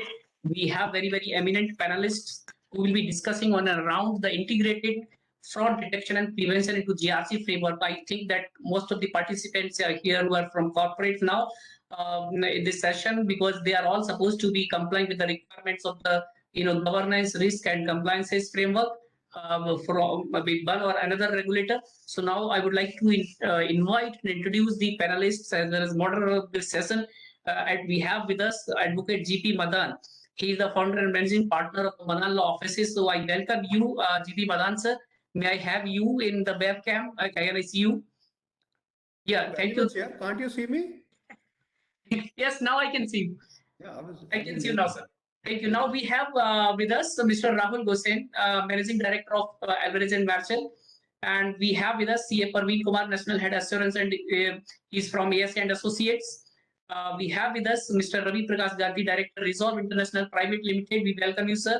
We have CA Manoj Mishra, sir. He's from, Vice President from Regulatory Practice in the Bharti Airtel Limited. So I welcome you. I welcome indeed all of you panelists for this last session of the day, and I hand over this platform to Sri GP Madan sir. Over to you, Madan sir, for taking the proceed of this session. Thank you, Santosh. I think this event is another feather in your cap. I really admire the programs, the webinar, the themes, the sub-themes, the speakers, the coverage which you have been arranging over the last number of years. My compliments to you, Santosh, and I hope we all professionals will continue to have the similar knowledge sharing from you in future also. Coming to this session, last session in this 2 days program on integrating fraud detection and prevention into GRC framework. Either second and last day and the last session, when I logged in, I could see around 165 participants, which number has now reduced to 120. And I'm sure by the end of this session, we'll be less than 100.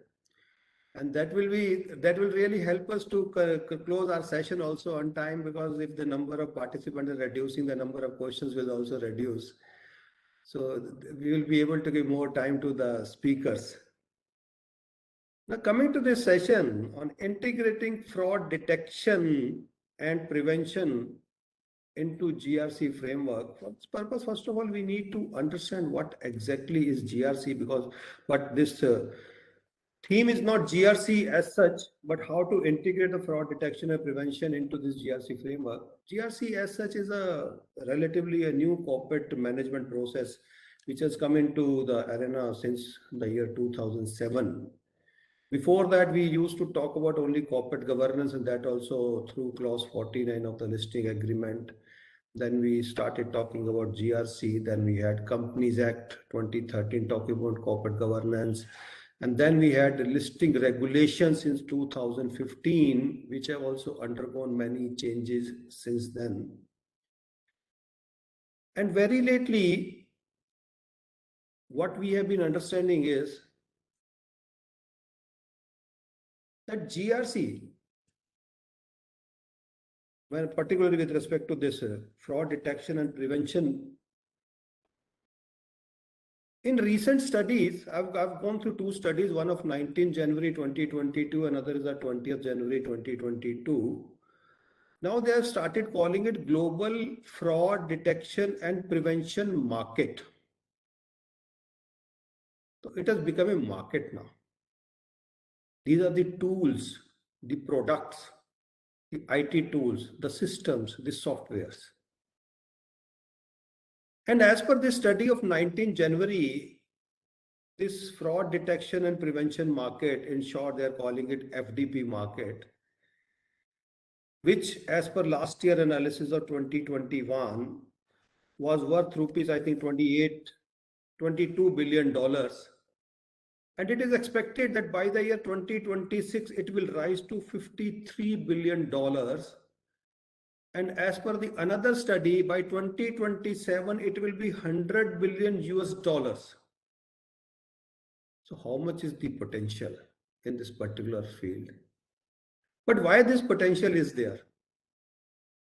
If this amount of FDP is increasing, according to me, it means the number of frauds are also increasing. And there is expectation that the number of frauds and the amounts of fraud is also going to increase. And the techniques and styles of committing these frauds are also going to be absolutely different. That is why the $100 billion of budget is there, and those type of the products would be available in the market. But why do we need such product? Why do we have FDP market? The one reason, according to me, is that there is a need to reduce occupational dishonesty and to promote integrity by this adopting this GRC framework, which we have now in almost all the organizations. It has been studied that there have been rising cases of frauds by employees. And that is why one of the speakers in the last session said that we need to invest in human capital. But what actually the proposal is, are we investing into the human capital, or are we going to invest in this fraud detection and prevention market? Can't we have these budgets to invest in the human capital? The investments in these products, is it going to reduce the number of frauds? Is it actually going to protect the frauds? Is it actually going to mitigate the impact of the frauds? Only the future will tell. From my own experience, the corporate governance provisions which became applicable since 1999 through clause 49 of the listing agreement, and later on in 2015 when it became listing regulations, and then in 2017 the then SEBI chairman Mr. Ajay Tyagi said that there is still a lot of lacuna in the corporate governance mechanism.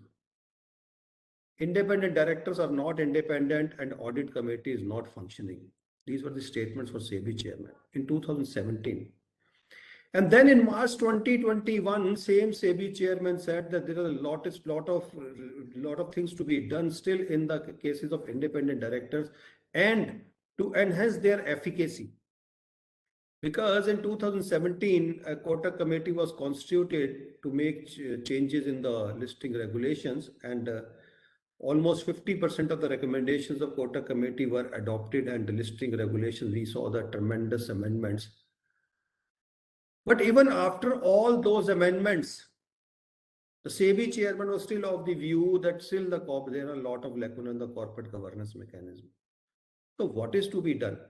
Should we have the strict laws, strict legislations, strictest possible implementation? Or should we have investment in the human capital? Or should we have investment in the products like FDP? I think a combination of this will work together, will work for the betterment of this entire corporate governance system and mechanism.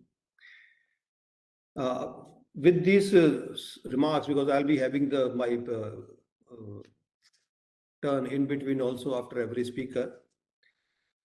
Now, to understand all this, that whether number one, how to integrate this fraud detection and fraud prevention into GRC framework, and what can be the outcome of this integration? What are the views of the speakers? Is it actually going to help the corporates? Is it actually going to enhance the level of governance? Is it actually going to mitigate the risk, and will it help in proper risk management? Will it actually help assist in more and more compliances of all the applicable laws? Will it infuse the ethical systems and ethical practices in the corporate governance mechanism? These are some of the questions which I'm posing to the speakers for the next 40-45 minutes available with us. And first of all, I would like to invite Mr. Rahul Gosai, Managing Director, Alvarez and Marshall. Mr. Rahul, so you are deep into this, and you are one of the partners of this event also. May I have your views on this? What, according to you, these products would be, and how these products are going to actually help, and how can we actually integrate this frauds or fraud detection into the GRC framework of the corporates? Mr. Rahul, please. I will after that, I welcome all other panelists also. I can see my good friends, Mr. Praveen and Mr. Ganti also on the screen. Welcome. Thank Mr. you, Rahul, please. So, Mr. Madan, I think what's important to understand here first is that the way we do business now is very different than how we used to operate a decade ago. The pace at which businesses grow these days, they source capital and they expand is very different than what has been seen over the years. And I think the most critical risk any business runs from the perspective of governance is the pace of growth today. Which is why, if you ask me, I think in my view, the starting point is calibrating the intent of having a good governance framework in place parallelly while you're growing, right? So you need to have the intent, you need to have a plan in place. You need to make sure that that plan is integrated with the culture of the organization. And after all of that is done, you need to make sure that there is a mechanism to monitor and update. If you ask me how can tools and various technical access mechanisms available to us, how can they optimize and help us put together a robust GRC framework, I would say is that I think the technology is a second part of it. The first thing people need to understand is the only way any governance framework will work, any governance architecture will function properly is first if there is an active intent from the board and the management. Building on the active intent, you can put in place your processes and policies. And you can have preventive controls, you can have detective controls, you can respond to those controls. And to operationalize some of these preventive and detective controls, you can use technology. And there are multiple means available. But at the end of the day, you have to make sure that there is active intent and cultural integration to operationalize this. You may have the best technology and controls available. You may have sourced the best mechanisms of putting together maybe your GRC monitoring tools. You may have an annual GRC plan for updation. But if you don't have a mechanism to communicate that and integrate that in your culture, I think it'll be very good on paper. Operationally, you will see that such means would falter. And that's ultimately because if you think about it, your controls are great on paper, but ultimately you can only do so much. You can't really eliminate collusion. The only two means you can actually eliminate collusion is one, building that strong cultural node in place, and second, obviously technology helps. There are tools available today which kind of make collusion very difficult. So they strengthen your overall governance framework. I mean, I'll give you some examples. Like say for example, on the preventive side, the code of conduct, of a firm. That's very critical because that lays down the basic principles of how the firm or the organization expects you to behave. That somewhere folds into the culture of the firm, which will feed into this active intent of having good governance. Having process systems and controls alone will not help. You need to also make sure that there is adequate communication, there is testing, there is annual reviews, third-party reviews, self-reviews. What may be relevant today for you in your current framework may not be active and relevant 1 year down the line. So training and awareness is very, very important. On the detective side, we're having a very strong, robust, inclusive and supportive whistleblowing mechanism is very critical in businesses. I mean, there are plenty of studies out there which will tell you that most organizations become aware of lapses in their governance framework primarily through whistleblower mechanisms. And that tells you how powerful a tool this can be if done right and if done with the right intent. And when you have such a mechanism in place, you need to make sure that there is certain degree of independence. Everything should not be done inside out. So you need to capitalize on third-party expertise. You need to make sure there is adequate third-party diligence where needed. You need to make sure that your fraud monitoring mechanisms are in place for continuous mechanism. There are plenty of dashboarding solutions today actually available, which are self-learning. So which are learning dashboarding modules. They, compared to your traditional means of reporting on compliances, reporting on governance findings, are much more powerful because the aspect of manual error, collusion tends to be eliminated. The integrity and sanctity of information is much stronger. And finally, I think as all of this will only come through very well if you have a very strong mechanism to respond to any of these situations. So you need to make sure that you have good remediation processes in place. You have a good reporting mechanism in place with a clear line of reporting. There can't be ambiguity. You need to plan for incidents, plan for contingencies, plan for updation.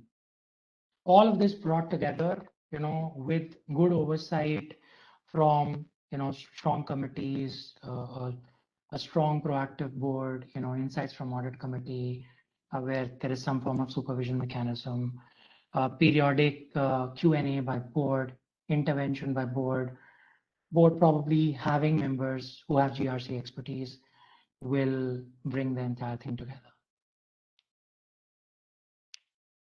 Those are my 2 cents, Mr. Madan. Thank you. Thank you, Mr. Rahul. You referred to this whistleblower mechanism. May I have a question that, as per you, how these tools can ensure the privacy or secrecy and the security and protection of the whistleblower? So I'll give you some examples. You know, I advise a lot of firms on these aspects extensively. A lot of them Fortune 500 firms, and the shift I have seen as an advisor in the last decade is whistleblowing. Early on used to be viewed as just a means of identifying problems and actioning them and closing them for reporting purposes. That in the last, I would say 5 years to a decade has seen a drastic shift where whistleblowers actually are now positioned as superheroes.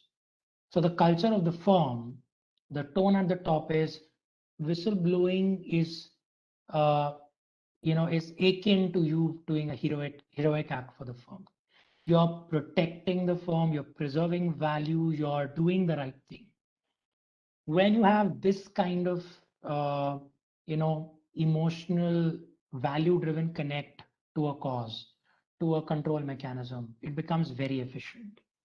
But that by design ensures, I would say most established, reputed firms and organizations with a long-term view on sustenance and good governance ensure as of today that whistleblowing is not a taboo.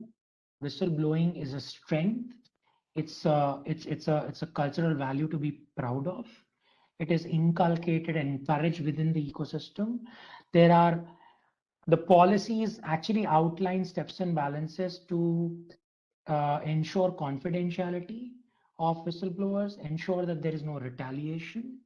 There are consequences for retaliation.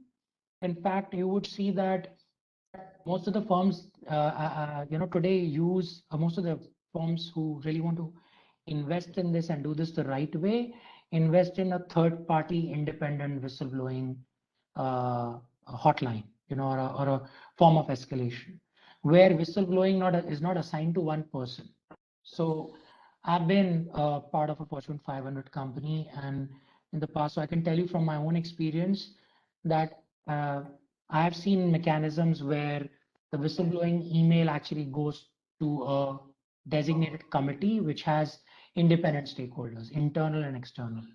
So there's no one person at whose mercy or call an issue is left to. There is active intent on hotlines to ensure that the person is comfortable, the whistleblower is comfortable. They're actually asked, would you like to report anonymously or would you like to disclose your information? What are the modes of communication we can have with you? Do you have an email to share? Or I've seen instances where people who are not comfortable sharing emails were actually given a dedicated email ID with a ticket and a docket that we filed your concern. We will escalate this to the committee. We will keep this anonymous, like you said. This is your ticket reference number. This is our turnaround time. You can call us back again on the hotline after a week, after 2 weeks, depending on the metrics. And we will give you a status update on where we are, or if we have any follow-up questions, we will put them across to you. If you want to share any additional information, please write down this email address. You can email it to this particular email address. A lot of companies actually have gone a step ahead. They use secured Dropboxes now, to gather information. So there are plenty of examples out there where I think the firms are doing the right thing, organizations, businesses are doing the right thing, because that's the demand that the investors have, the board has, their stakeholders have, and it's the right thing to do. So I think the anonymous mode of whistleblowing is somewhere its strongest trait, and that is the biggest incentive for people to come and blow a whistle. And while I will also tell you from my experience that every whistleblower doesn't have the right intent, I think the law of large numbers plays in our favor, and ultimately you have to see that, to do the right thing, if you have to go through some bit of pain, that's a price most good firms are willing to pay. Thank you. Thank you. I wish this entire whistleblower mechanism becomes a great success. Thank you. Now I come to Mr. Praveen Kumar, National Head Assurance AS and Associates, to share his views on the theme. Mr. Praveen, please. Praveen ji, swagat hai. Thank you so much. It's such a pleasure meeting Mr. Madan after a long time. I think COVID has created such kind of situation that friends meet only on online method. So now it's getting normal, so we can catch up in person. Yes, also. sir. So Definitely. thank you so much, and I'm grateful to Santosh ji and SOCHM for giving me this opportunity to share thoughts. So basically, what I'm going to share with you is how to mitigate the fraud risk. So there's a very small presentation, 5-6 slides, which I have prepared. So if you allow, I'll share those slides with you. Is my slide visible? Yes, it's visible. Okay, so I'll be primarily talking about, how to mitigate the frauds. So just a quick look at some of the names which comes to our mind, which have happened in recent time and not so recent time, right? From Enron to Nirav Modi and other cases in between. So basically, there are a lot of frauds which are happening, and Mr. Madan, you very rightly said the number of frauds are increasing, or we should say the number of frauds which are coming into picture, that number is increasing. And really a question in front of the corporate is that whether how to really mitigate, how to control the loss which is happening, due to these frauds. There is some data, some very interesting study, which was some extract from this ACFE reports to the nation 2020. This report this was a global study which was carried out, which said that approximately 5% of the company's annual revenue is lost in frauds all over the world. Then this study had estimated $4.5 trillion US dollars as a global loss by way of frauds. But some interesting findings which are there. It said that 89% of the occupational fraudsters, they were never being charged or convicted. And 1/3 of the frauds were, the main responsible culprit was internal control weakness. And like Rajesh also mentioned that, the whistleblower, or this studies use the word tips. It said that 40% of the fraud cases were detected by means of tips. And then there were other means also due to which these frauds were caught. 15% were caught by internal audits, 12% by management reviews, and 5% of the frauds were caught by by accident.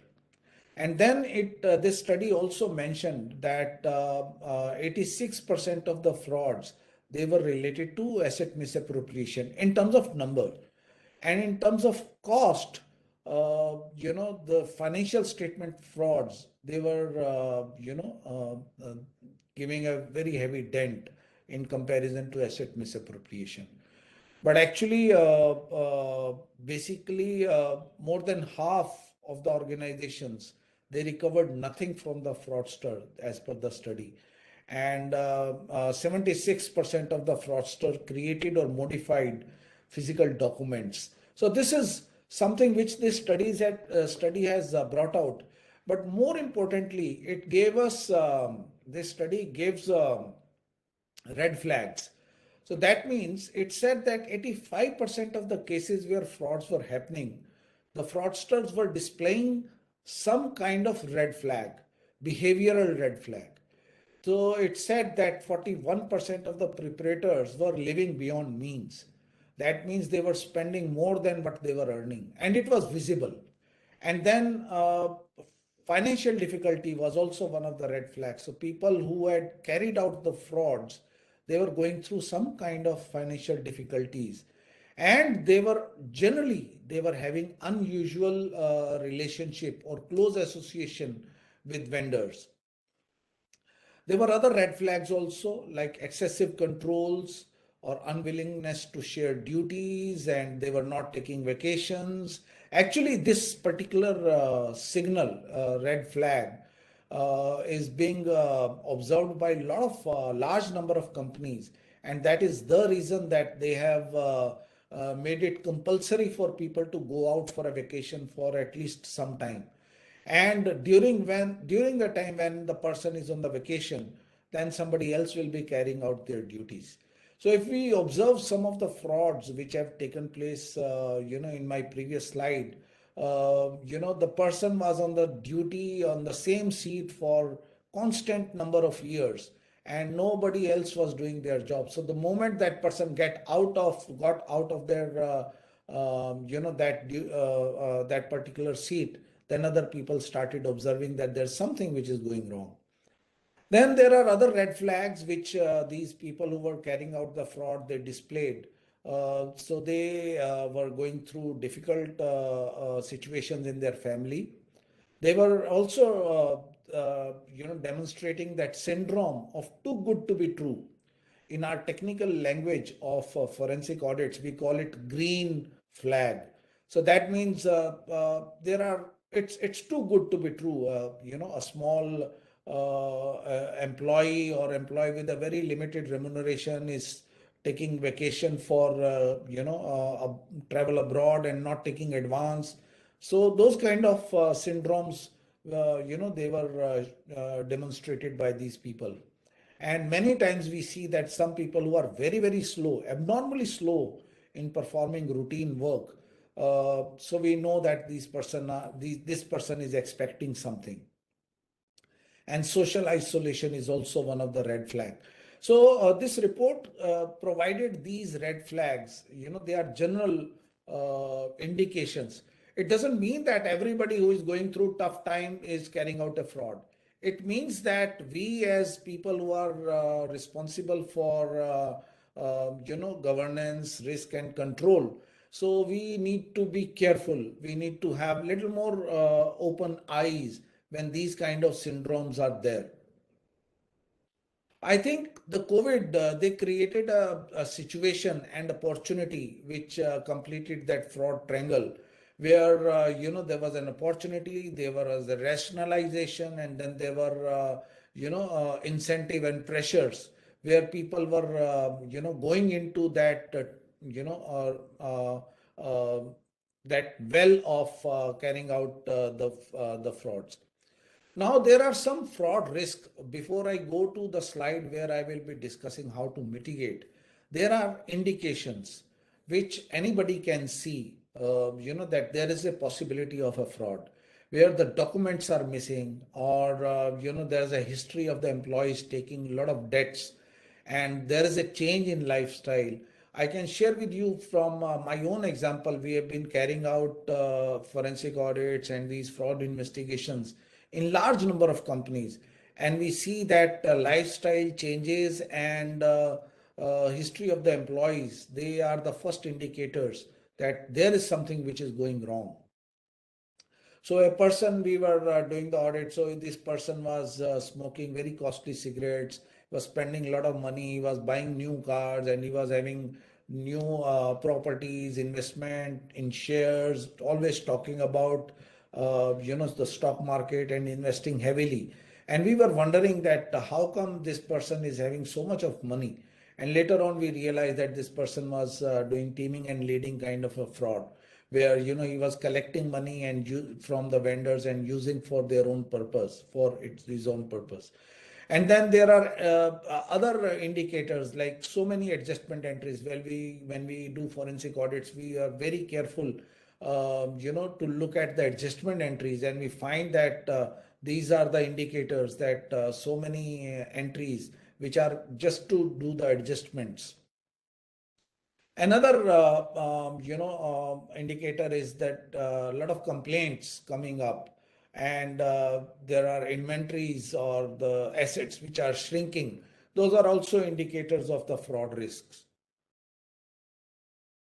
One should be aware of these fraud risks, and then this quotation.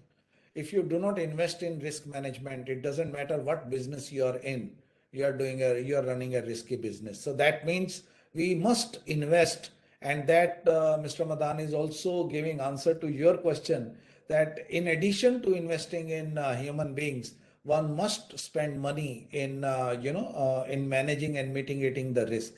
And I come to the last slide of my presentation, where what are the best practices, how these frauds can be controlled, how it can be mitigated. They cannot be 100% removal of those possibilities, but of course you can have training programs for your your official communication to the people. Then as you see in the banks and your own offices, the password controls are very effective measures. And then forensic analytics can be done, which is critical in larger operations. And many times we see, nowadays a lot of news are coming about people taking loans from bank, siphoning off the money, and then the bankers getting into a situation where they will need to take the haircut.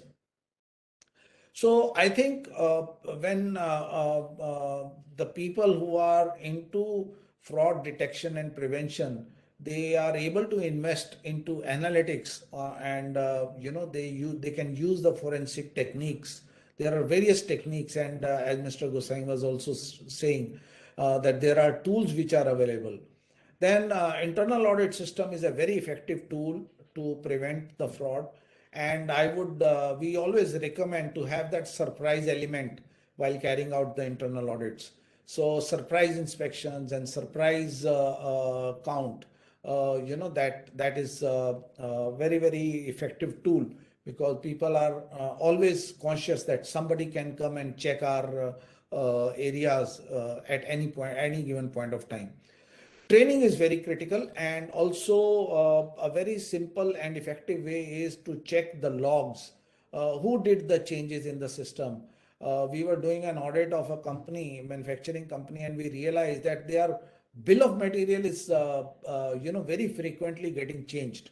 So when we inquired from the management, what is the reason, they had the process owners, they had their own reasons, their own explanation. But later on, we realized that they were doing some kind of tweaking in an inventory, and in order to manage the records, they were tweaking with the bill of material. Then job rotation is one of the very effective measures, which every big organization, they keep on rotating the staff, and I think this is one of the very effective control mechanism. Mandatory vacations, I had mentioned that many companies, they have made it compulsory for all the staff members to go for leaves, at least vacation for at least once in a year. I think in India also this is now catching up. I don't know whether the lawyers and the chartered accountants and forensic auditors are having that kind of privilege, but yes, this is a very effective mechanism. Then, initially and regularly employ background check and credit checks. These are also providing very effective anti-fraud controls.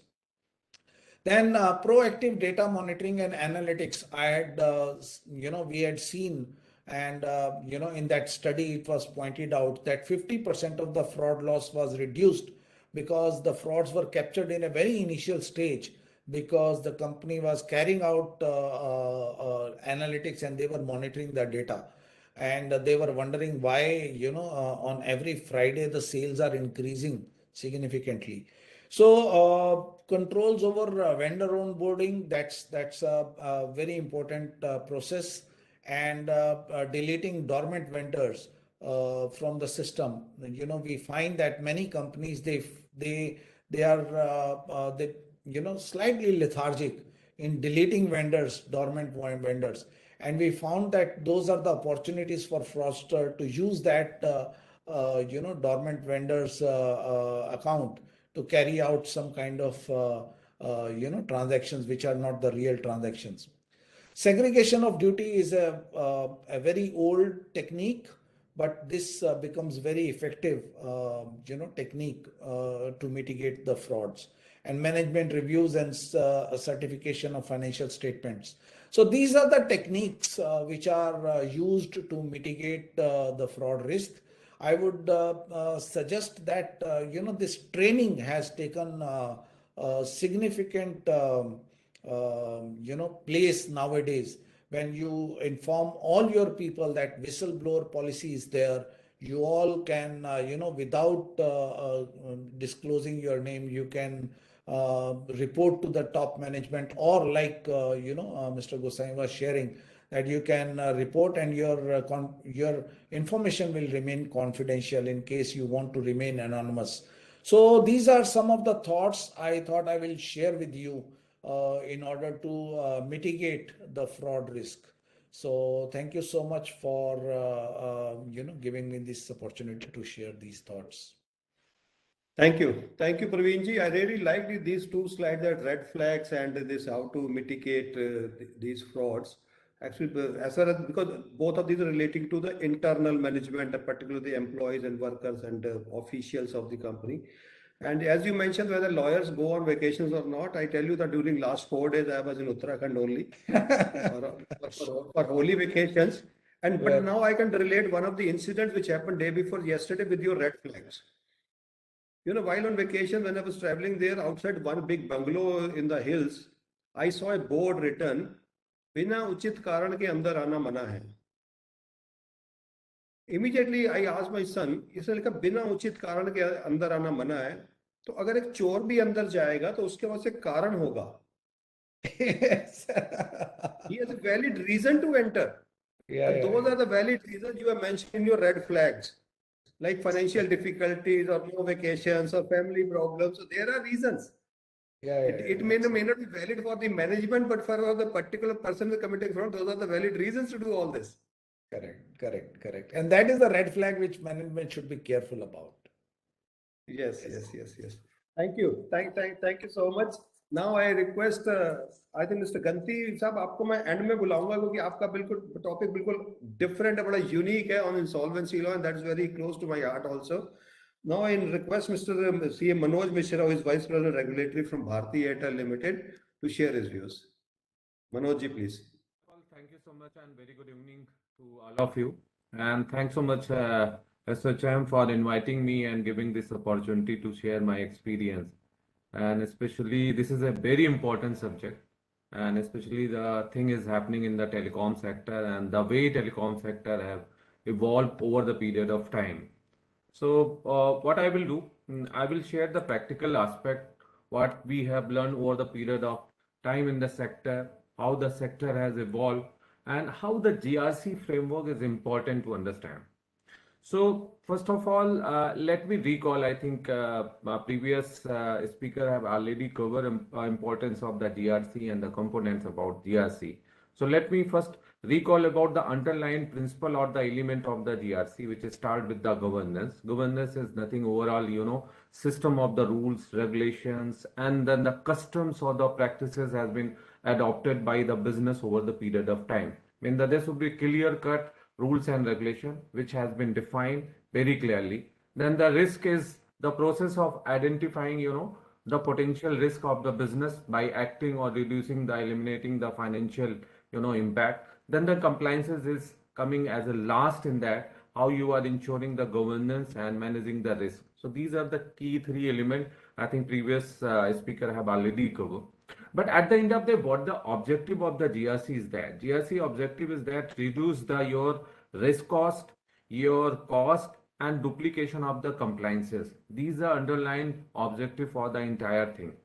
Then let me put some thing which Government of India has already put into the place. This government is talking so many times. Highlight, like the government is talking about the whole of the government approach. What is the goal of the government approach is that this is the coordination among the various, department, and I think previous speaker has already covered, when you are coordinating among the various division within the company itself, then you can find out where the challenges is coming. One of the example is coming these days from the government side is the Gati Shakti, how the various department is working together and achieving the targets set by the government or for the business itself is coming. Then the entire matter is coming about that these days when GRC framework is worked there, compliances is another thing, but how the compliances is performed is there. Government is talk about the less government and more governance, where the role of the professional is coming. Like the government is relying on the professional, whether the lawyers or whether the chartered accountant, cost accountant. So governance is coming into the picture. And the second aspect which is coming in the framework is the trust, where the trust is coming. So what we are working behind is that these two objectives of the government of India is quite important, which is going to be helped to implement and detect this, the entire GRC process is there. And having said that, let me share some of the challenge and telecom sector, how they evolve and why the GRC is very important for the telecom sector per se. Nobody can deny these days the importance of the telecom sector. This is the only one industry which is having a reach each and every person right now. We are covering 99% of the population itself, and every person is having a handset in his handset in his hand, her hand. So how this industry is going to be evolved and helping to the people for that. So let me put few points which may be helpful to understand the industry. Per se, for the GRC, public policy or the regulatory decision, directly and indirectly impact to the GRC framework. How the framework has been devised in terms of the policy or the rules and regulation, it has an impact on the GRC. Then the GRC of the companies, any company, like we are talking the policies of the companies, various companies, the GRC framework, of company cannot or should not be, looked into the silos from the company perspective or the individual company's objective. Then third item, I can recall from my mind is that as an institution, when any governance and the policy is made, then what is the responsibility of the regulator, policymaker, or the ministries itself for that? They should perform, when they are devising their policies, regulatory impact analysis. I think these concept is very familiar in the where the liberalization is happened, especially for the advanced countries. Before taking any decision for governance related, there should be a performance performed by the decision maker, that is called the regulatory impact analysis. How the impact is coming on the various stakeholders, that is the important part, which is valuable. And then the regulatory agencies or the government, obtain plethora of, report. However, we are talking about the compliances. So then we can also think about that, how we can reduce the compliances burden. So I'm taking example from the telecom sector. Regulators are collecting lot of information. So whether the information which they collect by the regulator or the agencies, whether they are really using these information when they are taking their decision, or just they are collecting the information. However, these days we have seen that the government is coming so many numbers, analysis, they are publishing the information which they are collecting. But still there are areas where the compliances is very high, numbers of compliances is very high, but I am not sure whether the data collected by these agencies, whether they are rightly used for decision making or not. This is another area which can be looked into by the professional when they are working on the compliances or reduction of the compliances part se. And when decision making is coming, especially for the government or the regulator, when the liberalization is happened, two things I think professional thing is coming, which I have used. One is the regulatory impact analysis. Another is very familiar word, cost benefit analysis. Whether the decision has been taken based on the cost benefit analysis or not, that is sometime it is very questionable for the government, because most of the time when the government or regulator take any decision, they always keep into the mind, larger public interest, larger or the consumer interest per se. And sometimes they, lost the benefit of the business carried out by the industry. So that is another area which can be keep into the mind, and regulatory impact analysis. Why I am saying in these things are very important when the things are moving into the digital world. When the competition is coming from the digital world itself, If I can take a example for the chartered accountancy course or the chartered accountants auditing system, the way technology is changing doing the auditing system, it has a challenge itself for that. If I take an example of the bank, for an example, traditional bank, how the banks are remain heavily regulated. If I'm comparing simple bank which has been given a license, when a fintech is coming into the picture, fintech is not necessary they are regulated in the same way. So there's a difference. There's a competition is coming because of that technology. And one of the example I will share, I think everyone is feeling in its life from the telecom sector. If you can recall 5 year or 10 year back, when you are doing a SMS, then you are using the network of the telecom service provider. When you are making a call, you are using the network of the telecom service provider, and you are paying some money per se. But when the competition is came, technology changes. When the WhatsApp is coming into the picture, OTT is coming into the picture. So OTTs are not governed by the same kind of the principle, same kind of the regulation. So the putting of the emphasis is here that there is a way the reconciliation can be happens, and somebody can think about the misappropriation of the amount because of the technology, revenue is coming down. So how which kind of the system can we put into the place? And another important thing is coming into the picture is that I was mentioning about the trust for the professional thing. Trust is very important for that in the entire system. And I think Madan Sahab is already indicated about the one of the important things, how you are investing into the human resource.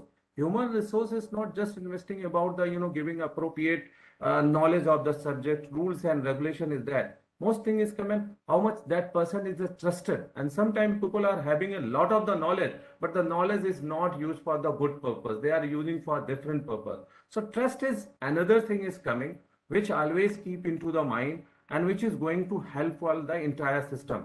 And I would like to recall about the sentence of the objective of the government: less government, more governance. This is the another area where the professional need to be contribute, and government has to trust us. When we are issuing any certificate or any kind of the thing, they must trust us. And I would like to put some example from the telecom sector. We are, every telecom companies are governed under the Companies Act itself, and they are making the books of account under the Companies Act. Then they are, because I'm putting a such example of the gross revenue. You have heard a lot of the litigation happen in the Supreme Court on the definition of the revenue itself for that. So there are certain area where the government is asking number of certification is there. So question is coming whether government is trusting the professional or not. And then if they are trusting the professional, whether there's a need of duplication of the same certification by the government auditor like the CNAG or the special appointed auditor for that. So this is the something always keep into the mind when we are framing the GRC per se. And one learning is very important learning coming from the telecom sector, how the telecom sector evolved and moved to the self-regulation itself. Because the governance is there where you are self-regulated yourself. There's a guidance from the government or the regulator and you are implementing. And if I can recall since 1997, when the telecom sector TRA was established in 99, first time tariff fixation was carried out by the TRAI. And in 99, TRA was approving or deciding the charges, telecommunication charges. But over the period when the competition has increased, then TRA moved to for the just a prior approval. Okay, not necessarily they are going to fix the charges. Then they have asked, okay, you file your tariff because competition is there. We will see certain principle and approve. But over the period, what the TRA did, they moved to the forbearance. They are not asking you launch your services, and after launching your services within a 7 working days, you just file intimation to TRAI, but you should just indicate that you have followed certain principle, like in the I don't think how much is relevant, but let me mention, like they say you should follow transparency, you should follow non-predation, and you should follow the non-discrimination. If suppose you are following these things here, then there's no need for getting approval from our side. Just declare and start services. So it has helped to the entire industry to innovate. provide the more innovative services and competition. And at the end of the day, what the objective of the entire framework is that we need to be, move towards an environment which does not stifle the innovation, because innovation is the paramount of, and there is a complete freedom to the business, because you can envisage in such a manner to innovate and let the customer have a benefit because of your innovation. So these something I think keep into the mind. Further reporting requirement, I think this is one of the work which need to be performed by the professional.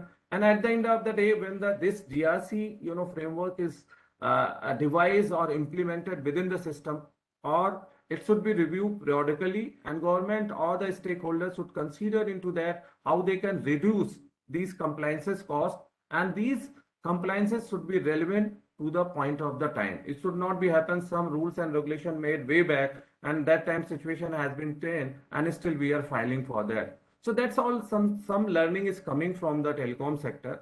And in nutshell, I think I fully agree there's a need of the awareness among the stakeholders, and human capital is the most important in the day when the technology are the changing, entire environment is the changing. You are not just competing into just your local market, you are competing to the global market itself. So that's all from my side, Mr. Madan. Thank you. Thank you. Thank you so much, Manojji. A lot of appreciation is coming also in chat box also for you. Thank you so much. Now I invite Mr. Ravi Prakash Ganti, Director, Resolve International Private Limited, and one of the leading insolvency professionals of the country. Mr. Ganti, your topic which you have chosen is a fraud and forensic under IBC. And what I see is that under insolvency and bankruptcy code also, this term fraud or defraud or fraudulent has been used more than 40 times in the entire legislation. And here I'm talking about the code and not the regulations, just in the code. It has been envisaged in the code that there might have been certain fraudulent transactions. That is why the company has gone into insolvency, or the intention of the promoters would have been to defraud its creditors.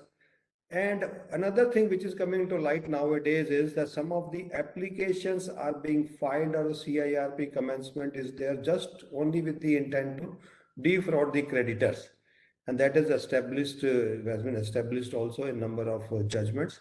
Now, may I invite you to share your views on this particular issue? Mr. Ganti, please. Thank you, Mr. Madan. Can I have sharing privilege, please? Yes, please. I think Santoshji. Yes, sir.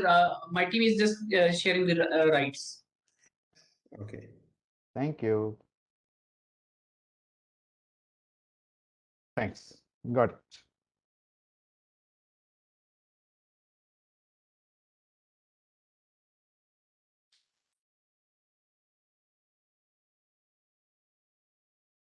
Okay. So I'm both visible and audible? Absolutely. Thank you very much. Okay. As Mr. Madan said, this is a slightly different area which we are tackling over these 2 days. Almost, I think the entire 1.5 day session was about running companies, how to largely prevent fraud. Okay. Now we are coming to a situation where, in all likelihood, fraud has already happened. And how do you detect it? And this is where the insolvency professional, either as a resolution professional or as a liquidator, now he is tasked with this very unenviable task of, within a very limited period, with almost no resources available, hardly any experience or expertise, बोलते जाके चोर को पकड़ो. Okay. So what happens in an insolvency situation? So with the assumption that a fraud might have happened, now the code does not assume that it would have, but it says you as a RP or a liquidator need to look at it. So it's about prima facie detection. So there is, at an initial stage, the RP or the liquidator looks at whatever data, accounting data primarily is available with him, transaction data, maybe bank statements, and forms an opinion, a very prima facie opinion, that maybe there is a fraud that might have happened. And now in IBC, we don't use only the word fraud. We use a larger term called avoidance transactions, because they cover preferential transactions, undervalued transactions, fraudulent, which we understand, and extortionate, which means where a transaction is entered where you pay much more than what normally you would have had because of being forced to do so. So the RP is supposed to form the opinion at the initial stage. Then through some manner, now the code does not tell the RP how to go about it. In fact, the word forensic, which we are part of this, is not used anywhere in the code. Now, does it mean it is restricting the resolution professional? No, the other way around. It gives entire freedom because, as somebody mentioned prior to this, that which is not prohibited is permitted largely. Okay. So the RP has the freedom to decide how to go about the formation of the opinion, the determination, and then of course he has to follow it up by, if a fraud evidence has been collected prima facie, then follow it up by filing an application with the NCLT.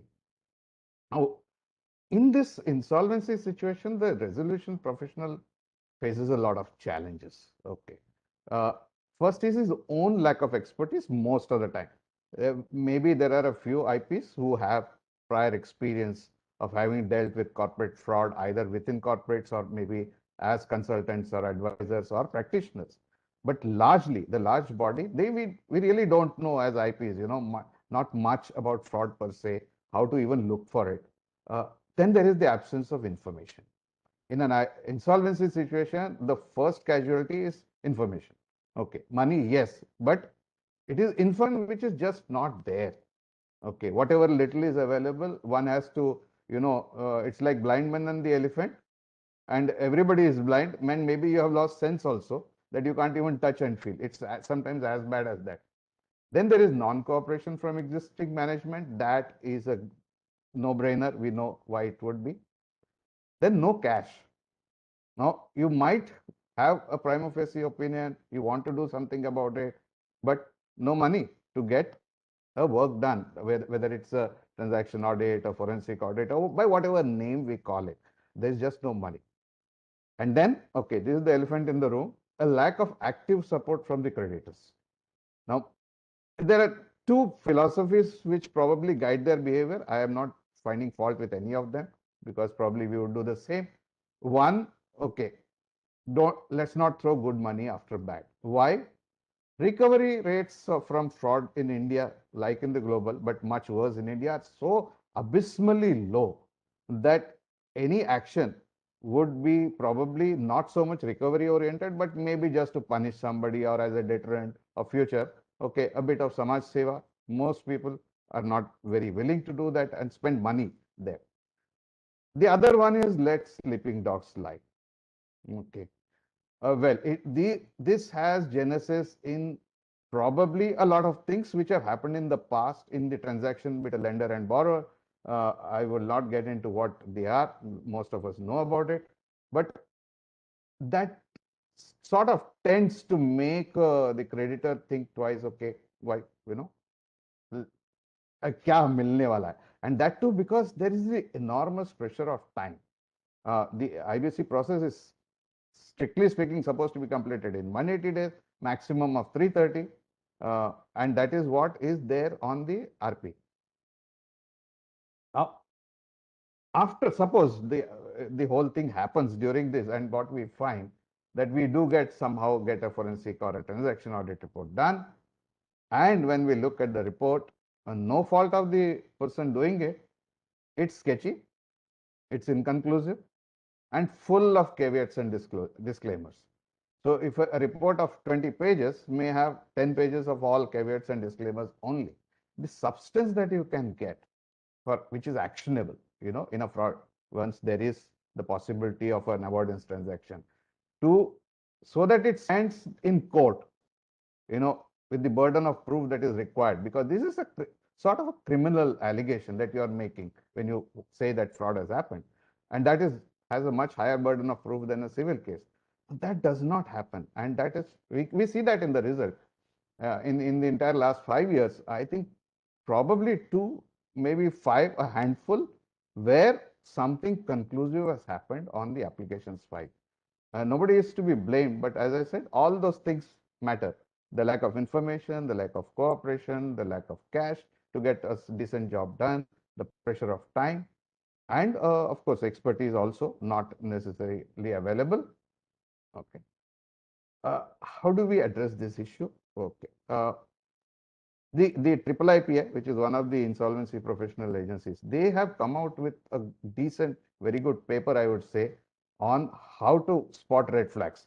One of the speakers earlier mentioned about red flags. They are so very important because they could tell you whether there is a need to go the next step or not. And while an absence of red flags, like they say, absence of evidence is not evidence of absence, but at least in the pressure of time, a pragmatic decision can be taken to take the next step forward or not.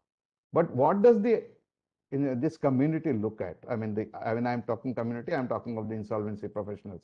That we are looking at something which is a simple, easy to implement framework within the GRC model, which goes beyond simple listing. Okay, it should not be, okay, these are 20 tasks you do, but which the RP is able to understand, implement, and at a low cost, and without having the need to seek very expert assistance in implementing that framework.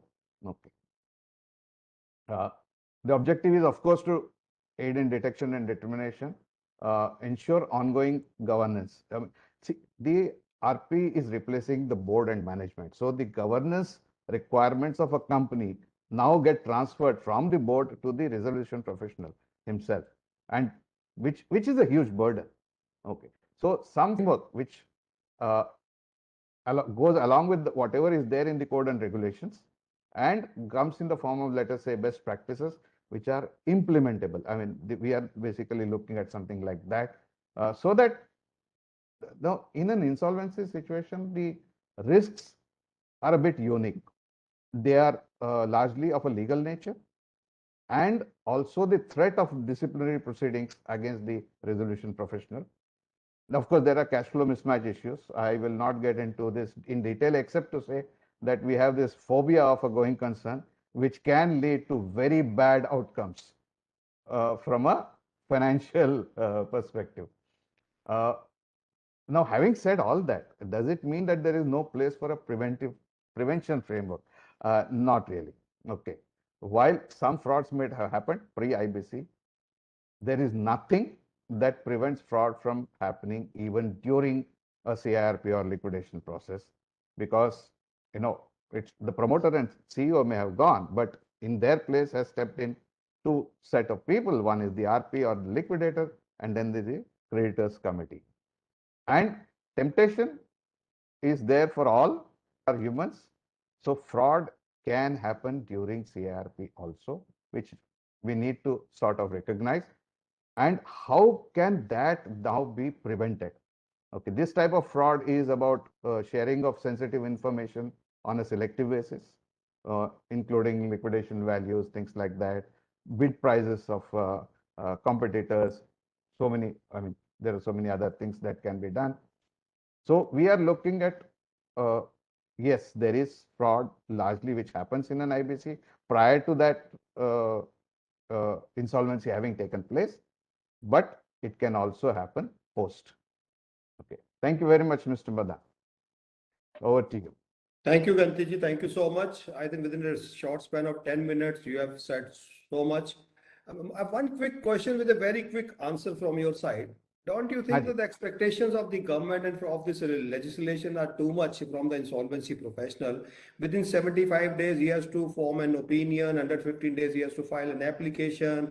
And during all this period, he has to collate the claims, constitute COC, issue Form G, and keep the company as a going concern. I mean, insolvency professional is also a human being. He's not, as you said, he's not having any money. There's no cooperation. There is no support, no record. And there are no tools also available to him. And despite all this, he has to form his opinion. We know all that. I sometimes say the IP is like Abhimanyu. Yes. You have to fight. You are likely to die, but keep fighting. And if you are not able to do it, then there is a disciplinary mechanism. Oh, yeah. But I think when I look at it from my personal experience in the insolvency, when it comes to such things, as long as you are doing your job with the right approach in good faith, and yes, you have to keep records, because this is a public authority appointment, not a private, and that needs to be understood, that the RP, while being a private person, is getting a public assignment. So all that paraphernalia, bureaucracy, record keeping, wo sab aayega. I mean, that has to be done. Then you are largely safe, largely. Okay. Well, you can cross the road and get hit by a car. So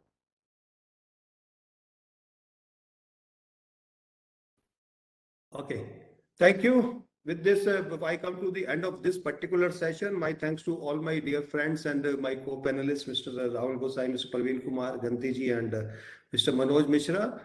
Thanks to all of you from my side and from the SOCM side also. Now over to Mr. Santosh, because he told me that this system is available till 7:15 only. We are only 4 minutes left with us. Thank you very much, sir, for your moderating the session so nicely as always, sir. We are blessed to have you, and thanks to all eminent panelists of the session as well. As now, I would like to invite the chairman of the council, Mr. Sohit Agarwal. I may also request to join by Mr. Naveen Agarwal for this concluding remarks, and please extend the vote of thanks to all the stakeholders of this conference as well. Thank you so much. My best wishes to chair and co-chair also. This is a wonderful program of 2 days.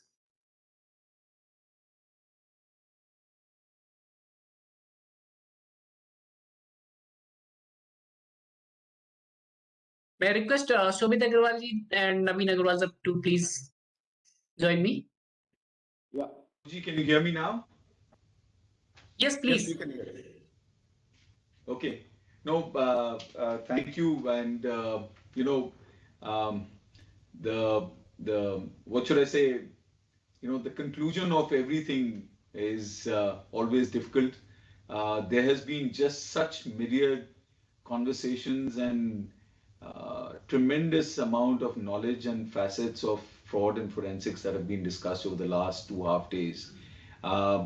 There is a heartfelt gratitude and a real thanks to all the moderators, panelists, and all the speakers. It's been a tremendous amount of knowledge that we've actually received, and hopefully all the people who have participated have had the chance and fair chance to absorb all these ideas. There were certain questions that were asked. We'll also request anyone in the audience who's been part of these conversations, if they'd like to have further conversations or ask their questions, please let us know. We can facilitate and request some of the speakers to actually revert on some of these. All in all, it's been a phenomenal effort. Thank you so much to ASSOCHAM, Santoshji, Jatin, and the rest of the organizing team. Our co-chair for the ASSOCHAM's Committee for Risk Management and Internal Audit, Naveen Agarwalji. Obviously, there's such a galaxy of stars, speakers. I have Mr. Madan right now, Mr. Kumar, Rahul. There's so many on them. But, without you, all these will be in vain. We really appreciate the fact that you've come out of your daily schedules, spent time, given your perspectives. I know a lot of them have been very detailed perspectives, and I'm sure a lot of people love to hear those details because the devil's always in the detail. So with the bottom of my heart, thank you so much. Really, really appreciate all of your perspectives and your insights, sirs. And I would also like to take this opportunity to thank all the sponsors and the associates who have been working tirelessly around this. The presenting partner, Alvarez and Marshall. Supporting sponsors, EY. The annual session partners, TCI, TCI Express, Renew Power, SpiceJet, Smart Bharat, BSE's Investor Fund, SJ Ketan, and Ketan and Ketan Company. So thank you all. I just request if Naveen ji can also add. And with this, we'll be concluding our 12th Global Summit on Fraud and Forensics, Emerging Trends and Combating Challenges. Again, a deep felt thanks. And Jai Hind, Namaskar to everyone. May I request Naveen sir to please add on a few words? Thanks a lot, Shobhitji. Thanks a lot, Santosh. And my, heartful thank to all the eminent speakers and the moderators. And, it's such a wonderful session. And in the amid of the crisis, the fraud, the way the increasing trends are being seen in the economy and the world at large. And this is a topic which is a need of an hour. Of course, there are many questions which remain unanswered so far. But yes, we all have to figure those out. But it's a thought-provoking session. And we all have learned out of the experience, vast experience you people are carrying, the practical experience which you are carrying.